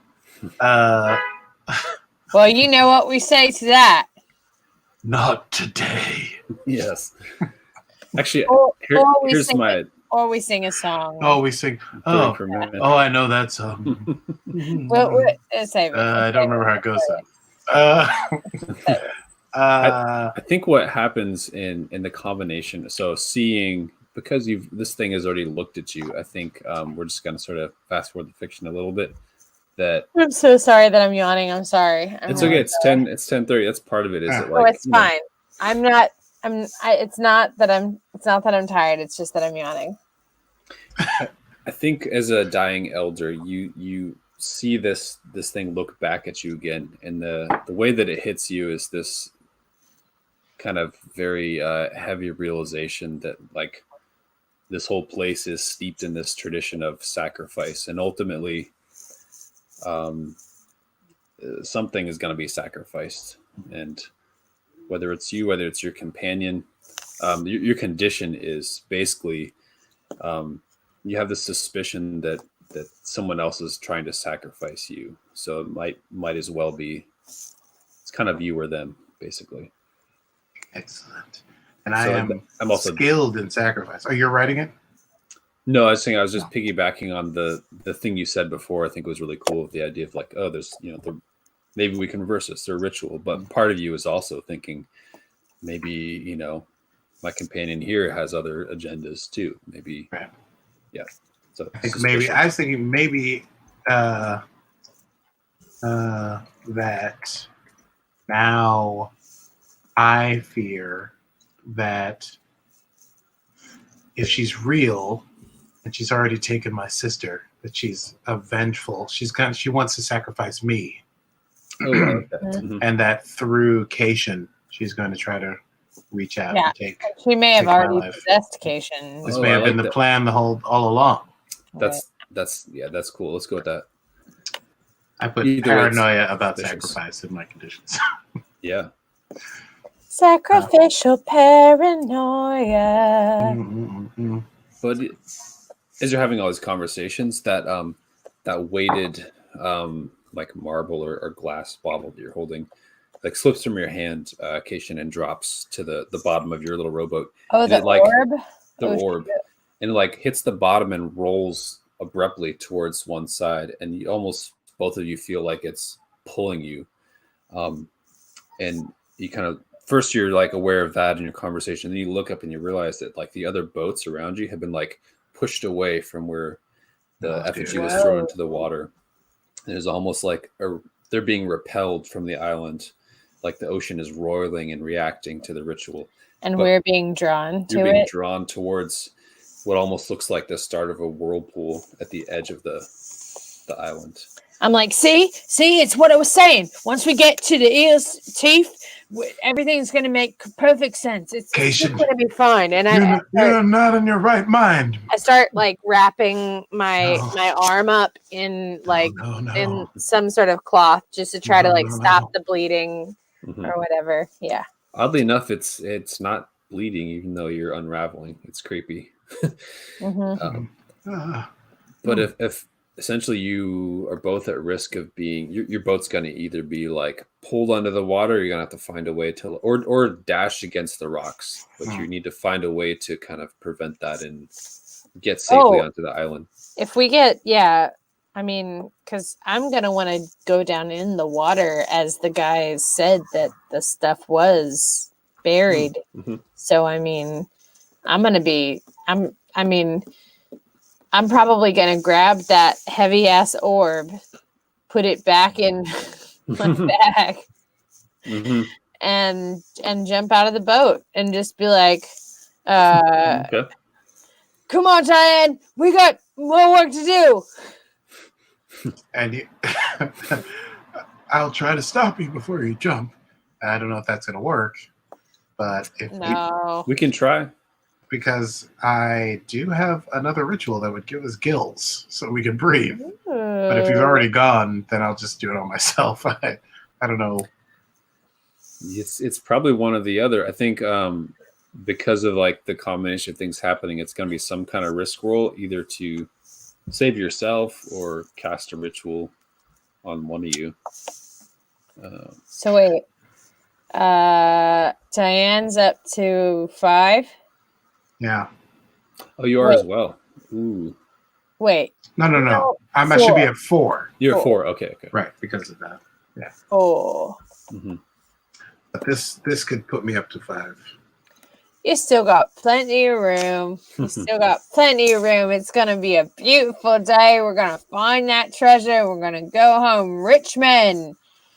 I don't think occasion. I really feel like you should have let me look at that arm. There might be something I can do. Hey, it's not an occasion for worry. We're on vacation with Cation. Oh dear God! Woo! All right, I will cast. I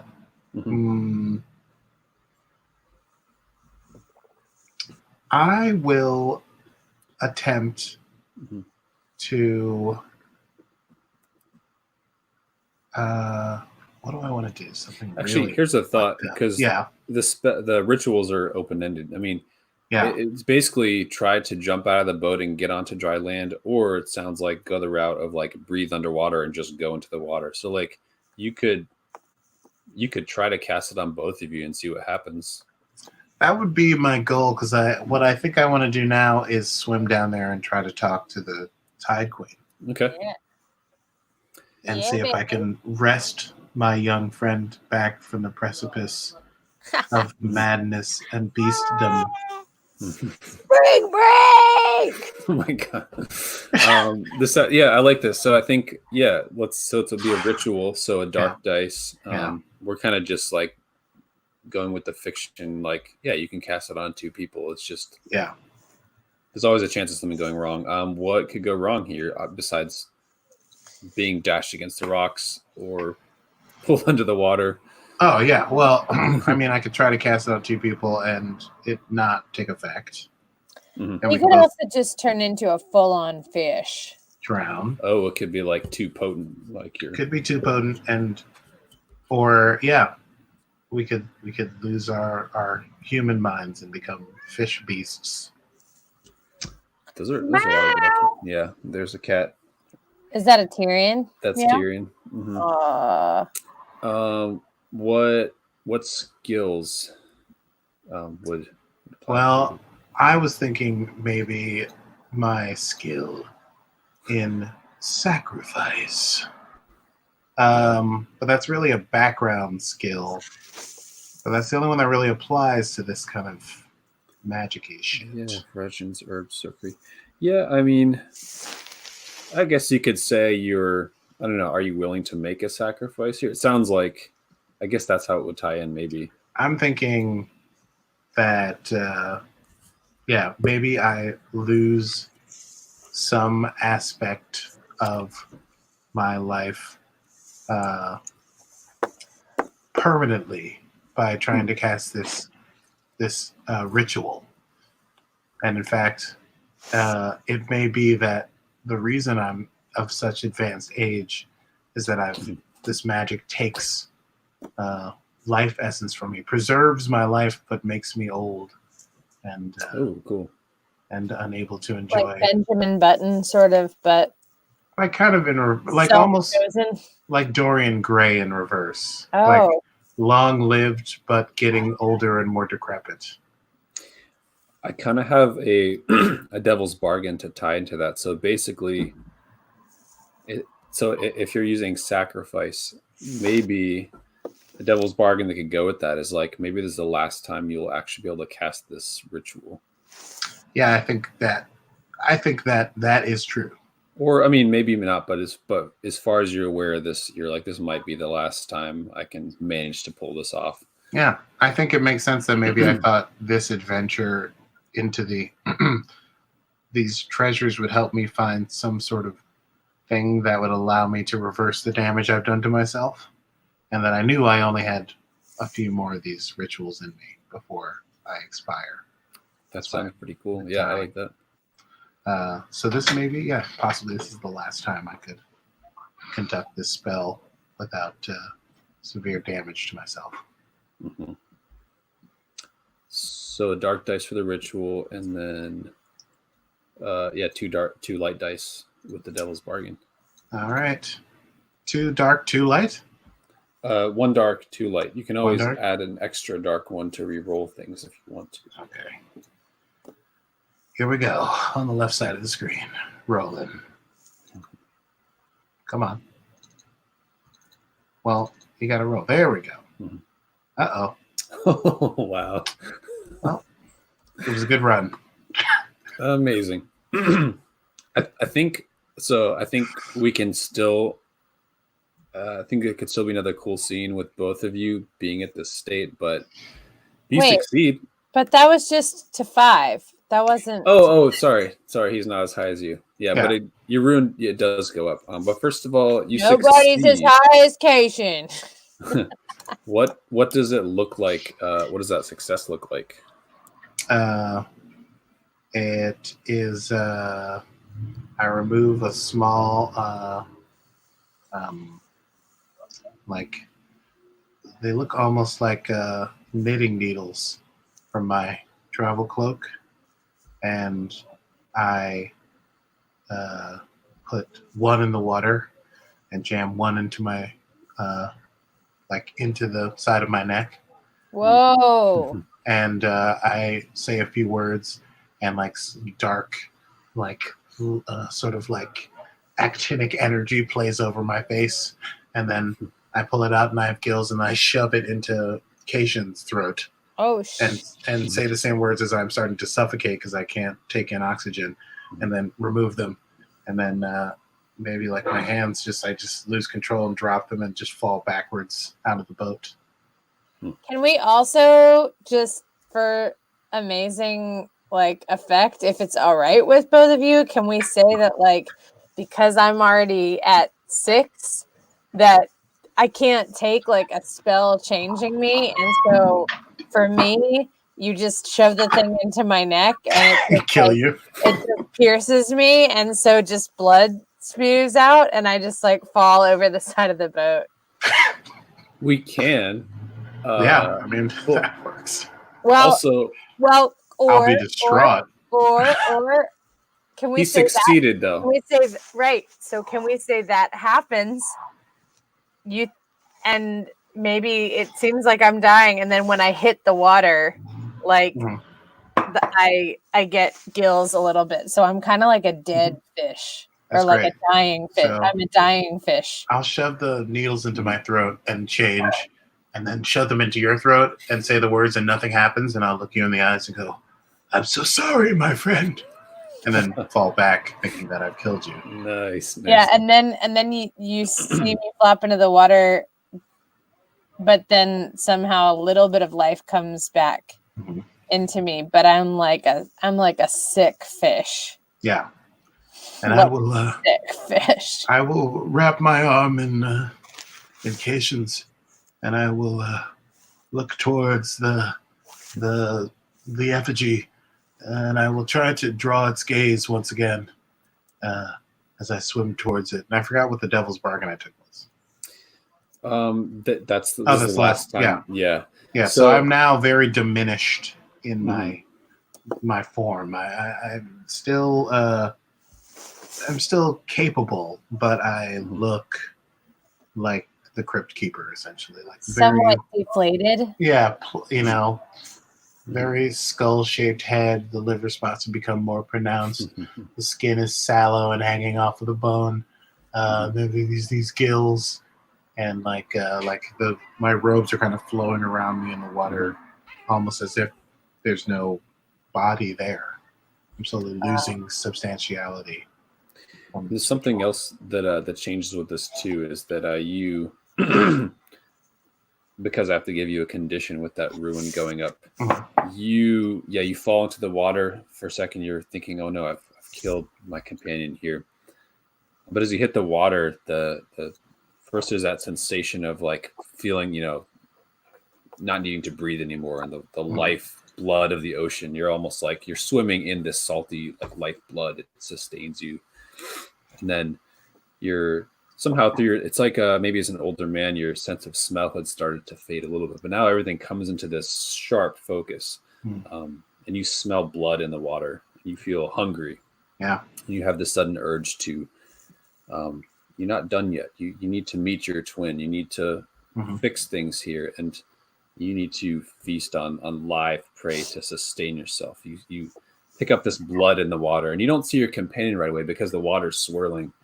But that's basically your condition, is the desire to eat live prey like a shark. Brains. Cool. yeah.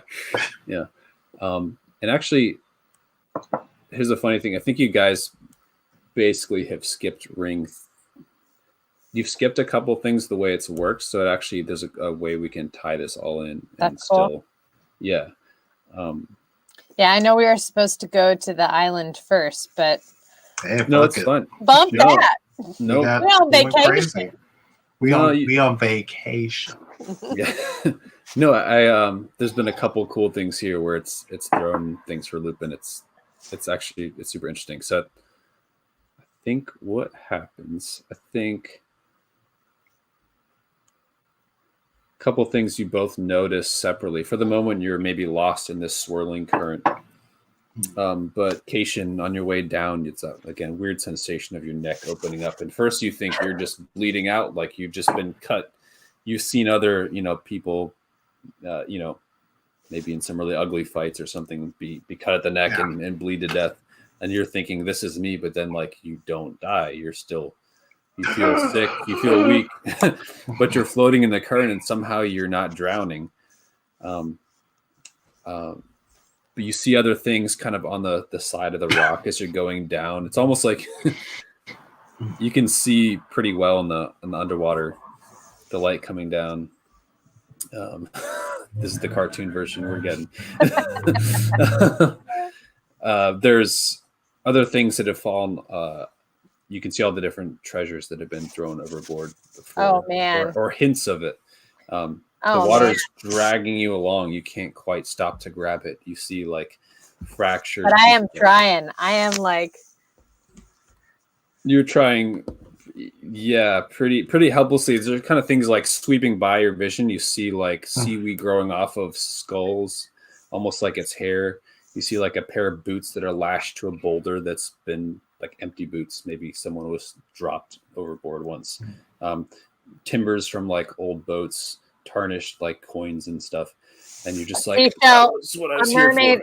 A mermaid seashell bra that like I mistake for a pair of boobies, and I'm like, oh no, they're empty. It's just an empty seashell. But at some point, both of you start to notice you're pulled into that underwater cove. There's almost like a winding entrance, and it you at some point kind of bump into each other. You're like drifting, like up and down is all lost, and there's a swirling movement of water. There's not the fibers of that effigy, or like the seaweed and the driftwood are bumping around all of you. And it looks like you're being pulled into almost like a giant shell or like a winding staircase. You can't really tell. But you're still able to breathe. Cation, take my hand. Never mind the treasure. "Are we still right?" Totally, bro.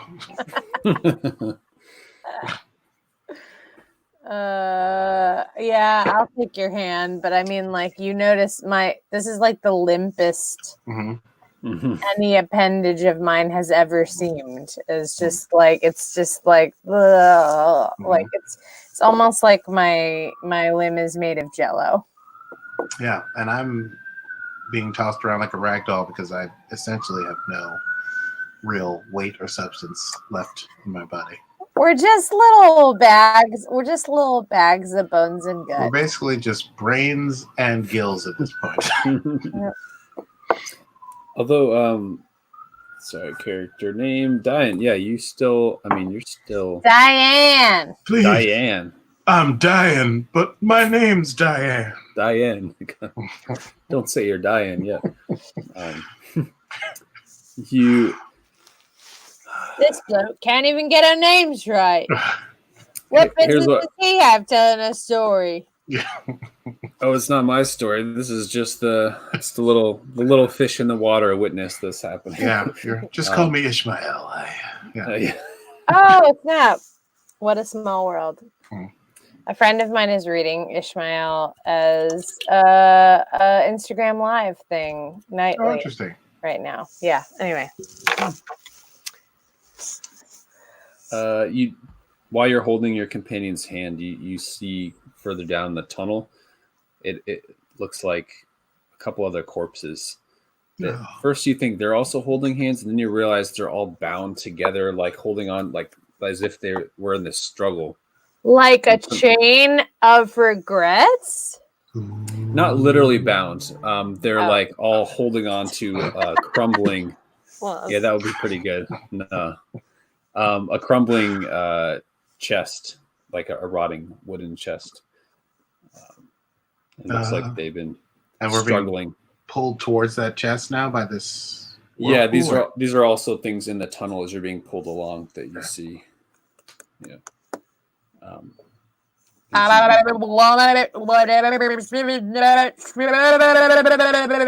We'll come back for it.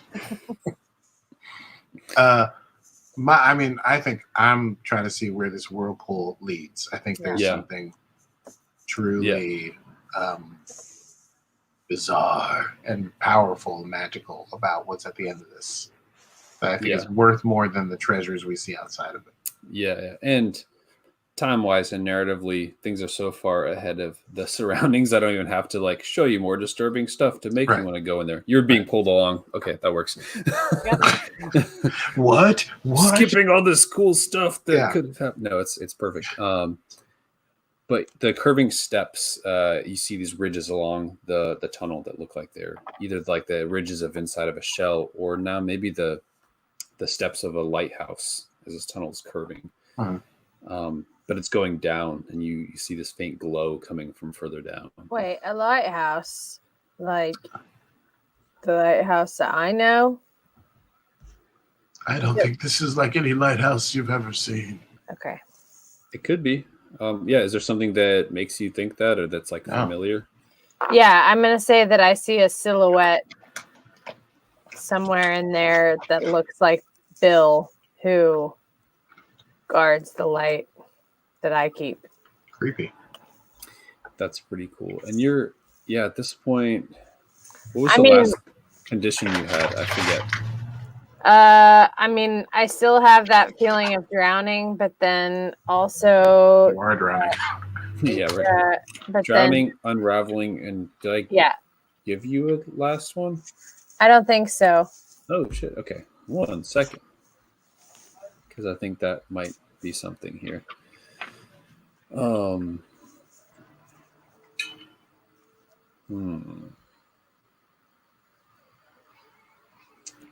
all those aren't relevant anymore. I think what you have been noticing as you're drifting along, it's almost like a progression of those things. Like you feel like you're unraveling and you're like, am I dead? But I'm not dead yet. Why am I not dead yet? And you notice that like different little sea creatures have been approaching you and starting to nibble at you as if you're just like a corpse, like little crabs, or like starting to like eat those bits of flesh that are coming off you, and like little fish. Um, and it's this weird thing. Like you're still here for some reason. You're not dead yet, but your body is, for all purposes, you're starting to decay and come apart, and the sea is sort of starting to consume you and claim you. Sick. That's what's been going on. Nice. Like a sick fish. Yeah. But you see that shadow, and it's like this kind of weird in and out consciousness of like, am I already dead? Am I back where I was before? Like, is that Right. Bill? And you all eventually you're swept along now. There's no fighting the current at this point. I don't even get to describe the scary thing that would force you to go this way. It's The monster was us all along. yeah, I mean, ultimately, yes, absolutely.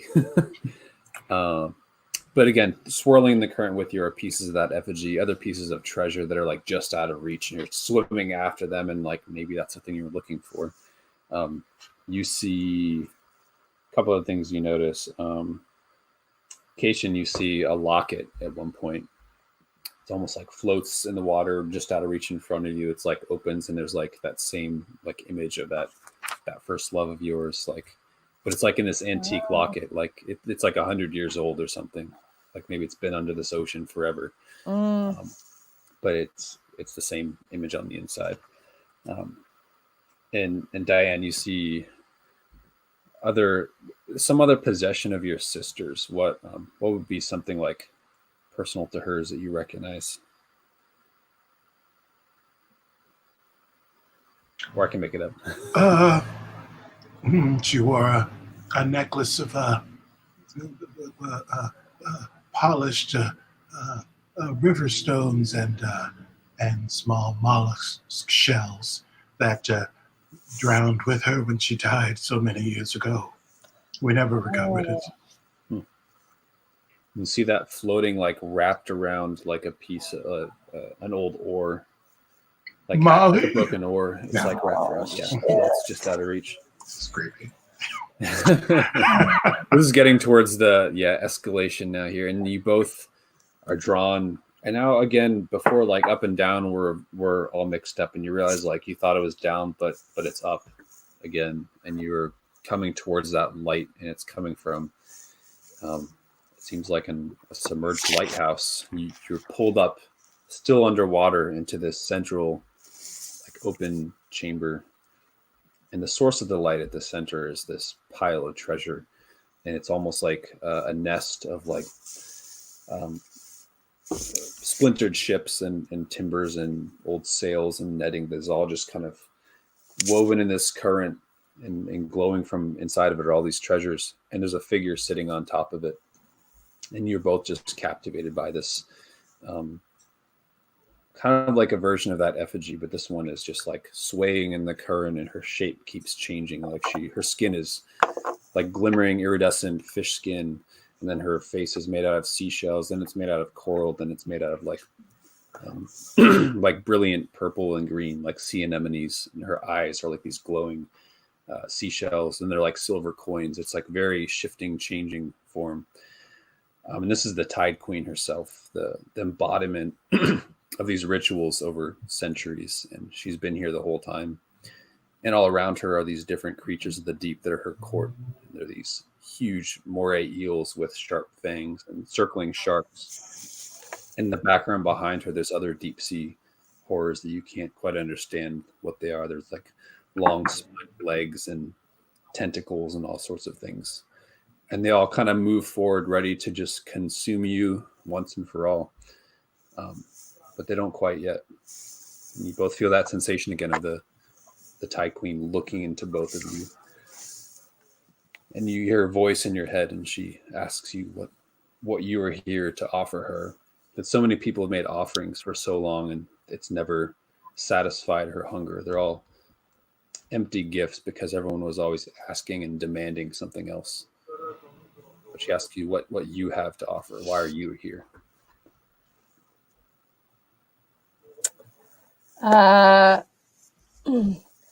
Did I grab that locket or did it just float by me? You could say you've grabbed it at this point. So like I think I hold up the locket and I'm like, all I ever wanted was to make my mother proud, to make it back home, to get to Umbre, and to make a home with, we'll say her name was Mirabelle, and then I take I'm sorry. Is it okay? Can I take myself out right now? You can tell me your idea for it, but I also have an idea. Yeah, what do you think? My idea is let the whole incursion take you out. Say how you give yourself. okay. Well, I would like to grab a hold of the part of my arm that's unraveling, and I would like to pull and pull and pull and pull and pull and pull and pull and pull and pull and pull until I get to my heart. Wow. And I would just like to yank at my heart. I'm not pulling my heart out of my body because I don't think this is possible. But I'd like to just then hand the reins. I'd like to hand that thread to the tide. Oh, okay. You're gonna give it to me like. We will cut back to that in a second. This is weird. Pretty creepy. Yeah. Well, I mean, I feel like if I've already completely lost my mind, I should do something insane. So that's what I do. It's amazing. We will pick up that thread in a second. My thing's much less weird.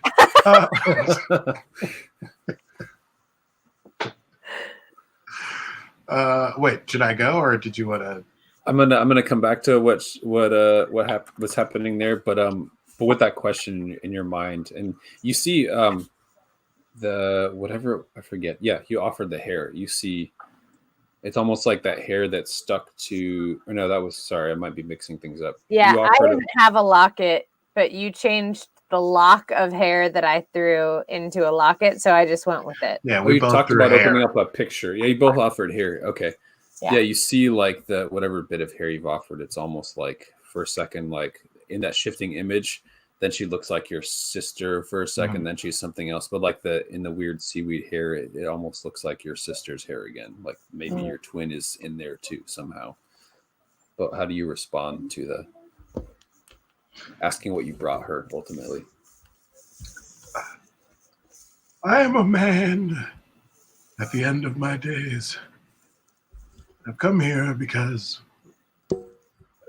in my early days, the sea took something from me that I loved dearly. My sister Molly, whose presence I feel strongly about this chamber. And I've come here with one purpose and one purpose only. To be released from the chains of regret that have followed me since her death. I must know, does she rest? Or does she not rest, I guess? Yes or no, I guess. Yeah. So the two are kind of happening simultaneously. Cation, you start to unravel the fibers in your chest. At the same time, you see like the sort of ribs of the Tycoon are made out of whale bones and like the bows of a ship. So she's standing super tall, like twice as tall as that effigy that you saw. But at the same time that you're pulling yourself open, it almost looks like something's opening in her, and it's glowing.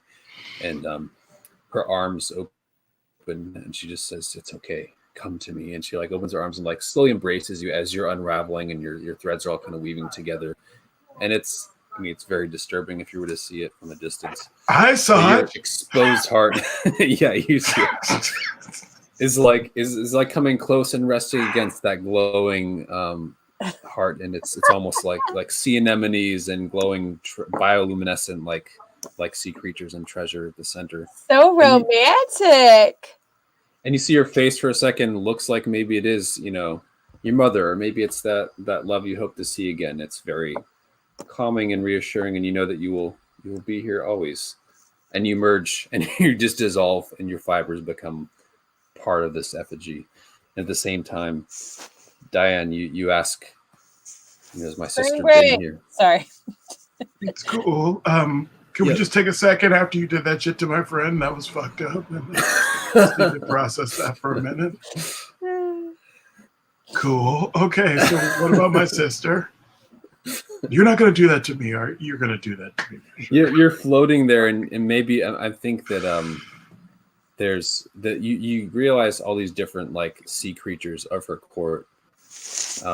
Their eyes are looking back at you, and they're intelligent, and it's almost like they're maybe some of those drowned sailors that you heard about in the songs. Right. And you see like in them the eyes of your sister as well. There's an invitation there too that she'll be okay. This is her place, and this could be your place too. And this glowing, beautiful place under the ocean, and you don't have to worry. You're freed of that burden. Mhm. If you want to be. There's also an opening at the top of the lighthouse, because I don't think you're technically dead. No, You're not. it's a tempting offer. Molly, if you're in there, Diane loves you very much. Your brother Diane loves you, and he's glad that you're doing great. Sorry, my plug came out. That's all right. I can wait.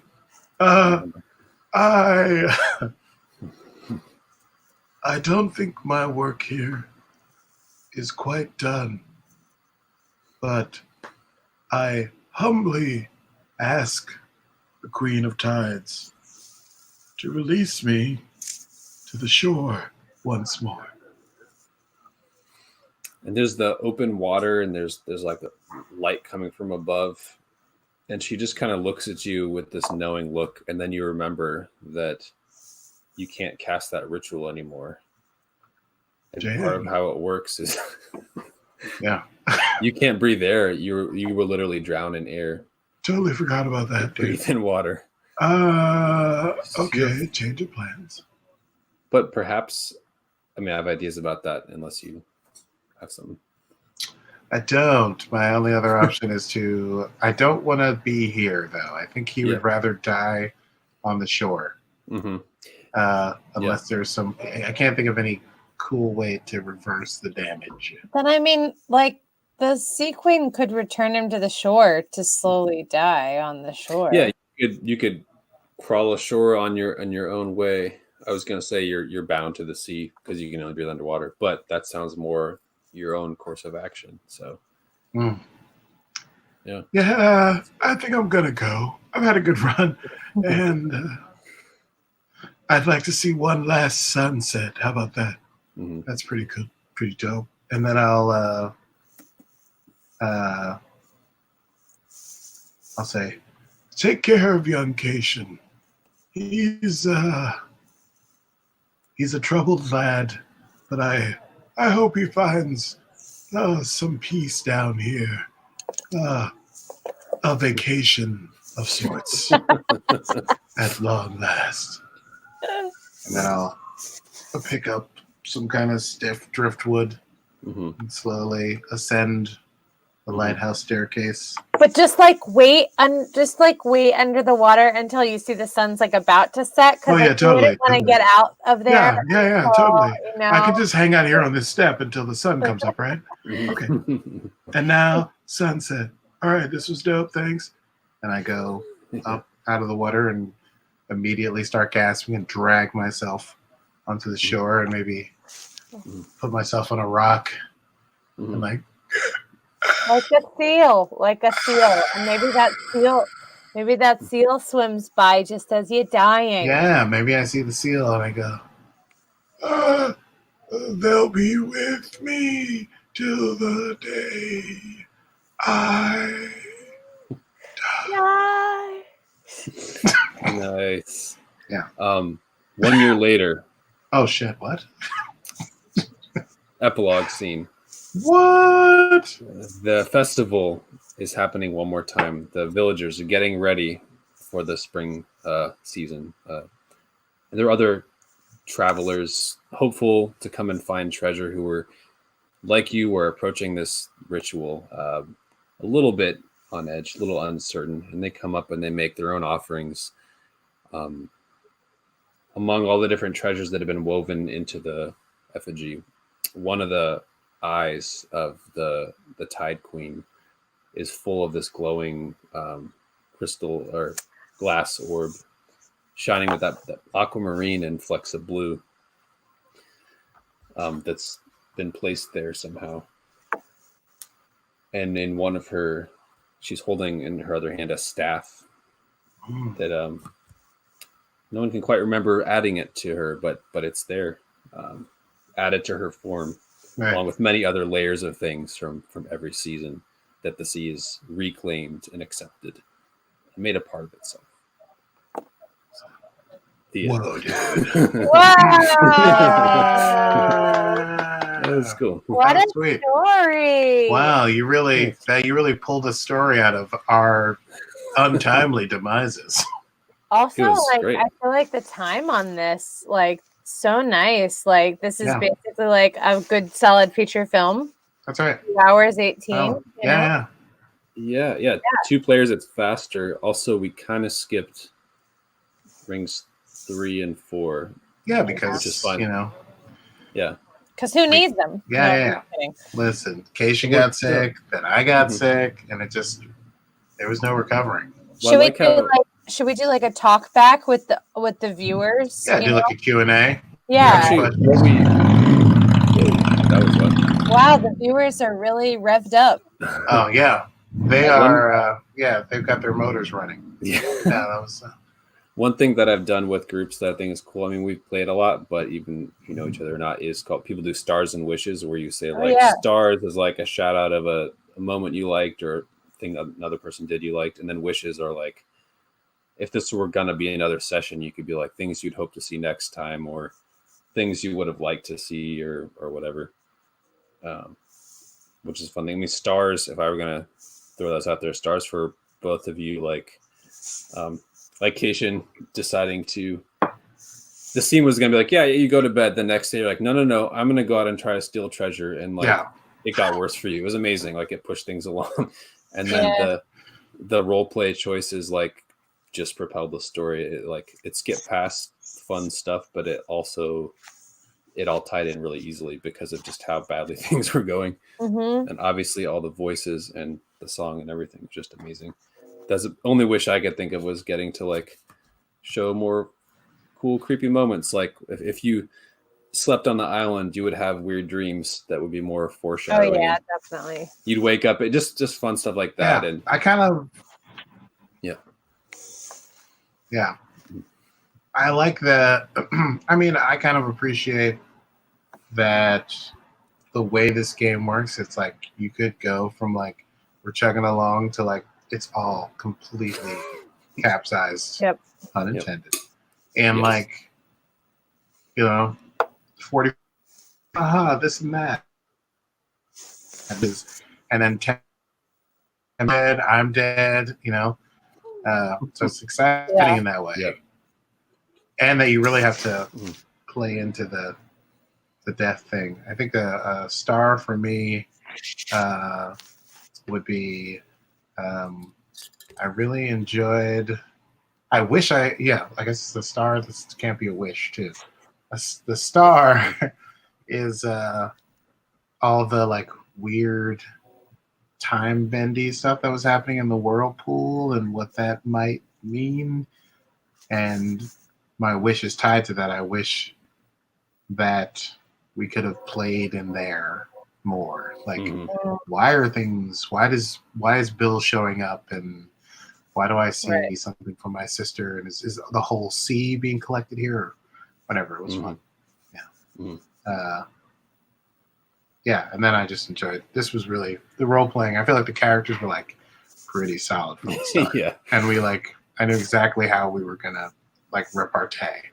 And I Yeah. think some of that just comes with knowing that it's like a one shot and knowing like this is a horror one shot and like so we're headed for this particular fate just kind of makes you go a little bit more like, well, then I'm just going to throw out everything that I've got. Yeah. Again, I think I'm a big like role playing fan when it comes to RPGs. Like I want to role play so much more than I want to like crunch numbers and figure out stats and how this weapon affects this ability and all that stuff, which like I think there's fun in that too, but like this was a great example. So like stars to you for sure, Aki, for like coming in strong with just like a character, number one, like a character voice that already sets up so much about your character. Right. And then I think like, yeah, I mean, Gabriel, I've played in this particular scenario of yours before, and like there were still things that were new about it this time, which was really cool. And yeah, obviously, I would have loved for this to have been like a session that was 2-3 hour sessions or something like that, because I thought these characters were so fun, and it was so nice to like,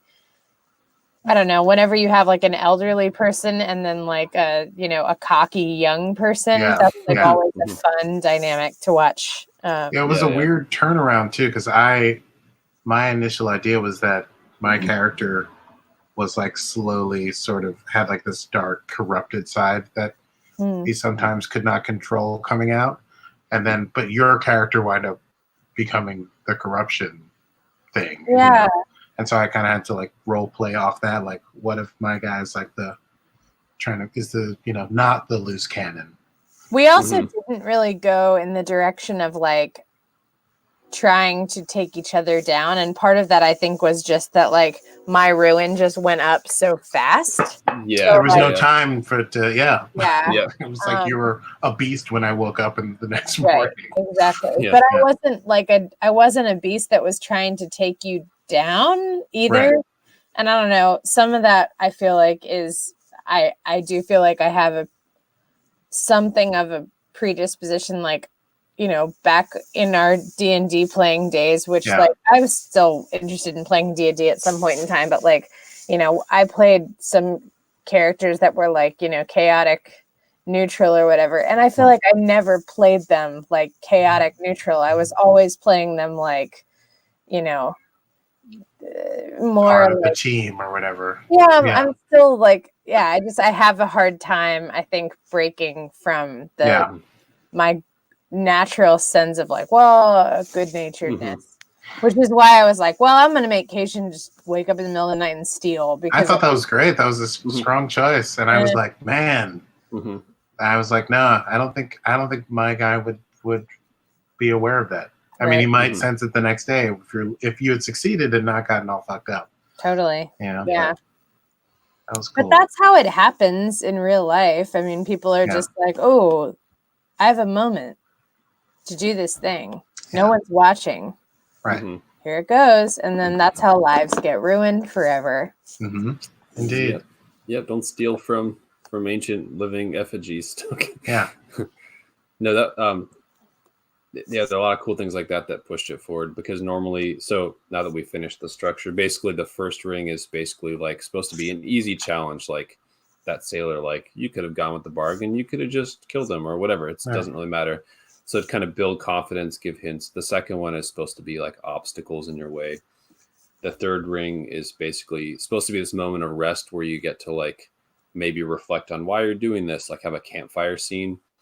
But then also for me to like throw stuff at you to make you suspect each other. Then the fourth ring is when like the scariest monster stuff shows up to chase you into the final ring, but it was already just all happening. So it kind of just like went there. So normally there's more of like that weird build and like time for stuff to play out. But because of that ruin, like you hit ruin 6 in ring 2. I know. Like, so you're dead. It was because of that 666 roll. Yeah, that was crazy. Crazy. Yeah. Which is fun. It would just be a shame to be like, well, you're dead now, so I guess the game ends. Like I feel like if 2 6s is known as snake eyes, Mhm. Or wait, no, is it 2 1s that is known 2 as ones is Snake snake eyes. Yeah. Yeah, so then 3 6s I feel like should be devil eyes. That's Sure. horrifying. Yeah. Like 3 eyes. Yeah. Yeah. 3 eyes with 6 pupils each. Yeah. That's really disgusting. Yeah. Yeah, nice. Well, what a delight, guys. What That a was fun.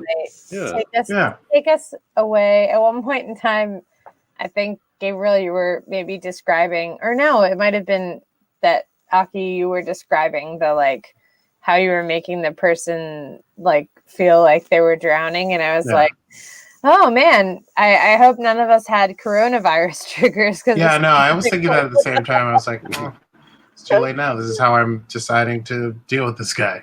Yeah. Ugh. Well, and that'll be one of those things too. If like you know the players well, you could always be like, let's pause. You could like soften it a bit if you're like that's too real or like whatever. That's why I'm all right with it. I'm all right. Yeah. I was like, I'm keeping it light. This is magic water. Yeah. You know. Yeah. And we didn't kill him. You know. Right. I feel like it would have been different if I was like, and then I want him to. Yeah. Which I mean, then you totally want there can. to be a ventilator shortage. Yeah. Oh, God. Then we couldn't find our masks, and we. Oh man, yeah. Your scuba gear goes missing. I mean that's definitely a way. Yeah, yep. Play it Get to out. the island, trying to flatten the curve. Yeah. I'm gonna end the like recording part here, but Okay. that was well Thanks for played. watching. Thank you for watching. Thanks for watching. Thanks for watching. Farewell. Spring break. Oh boy, yeah. When you were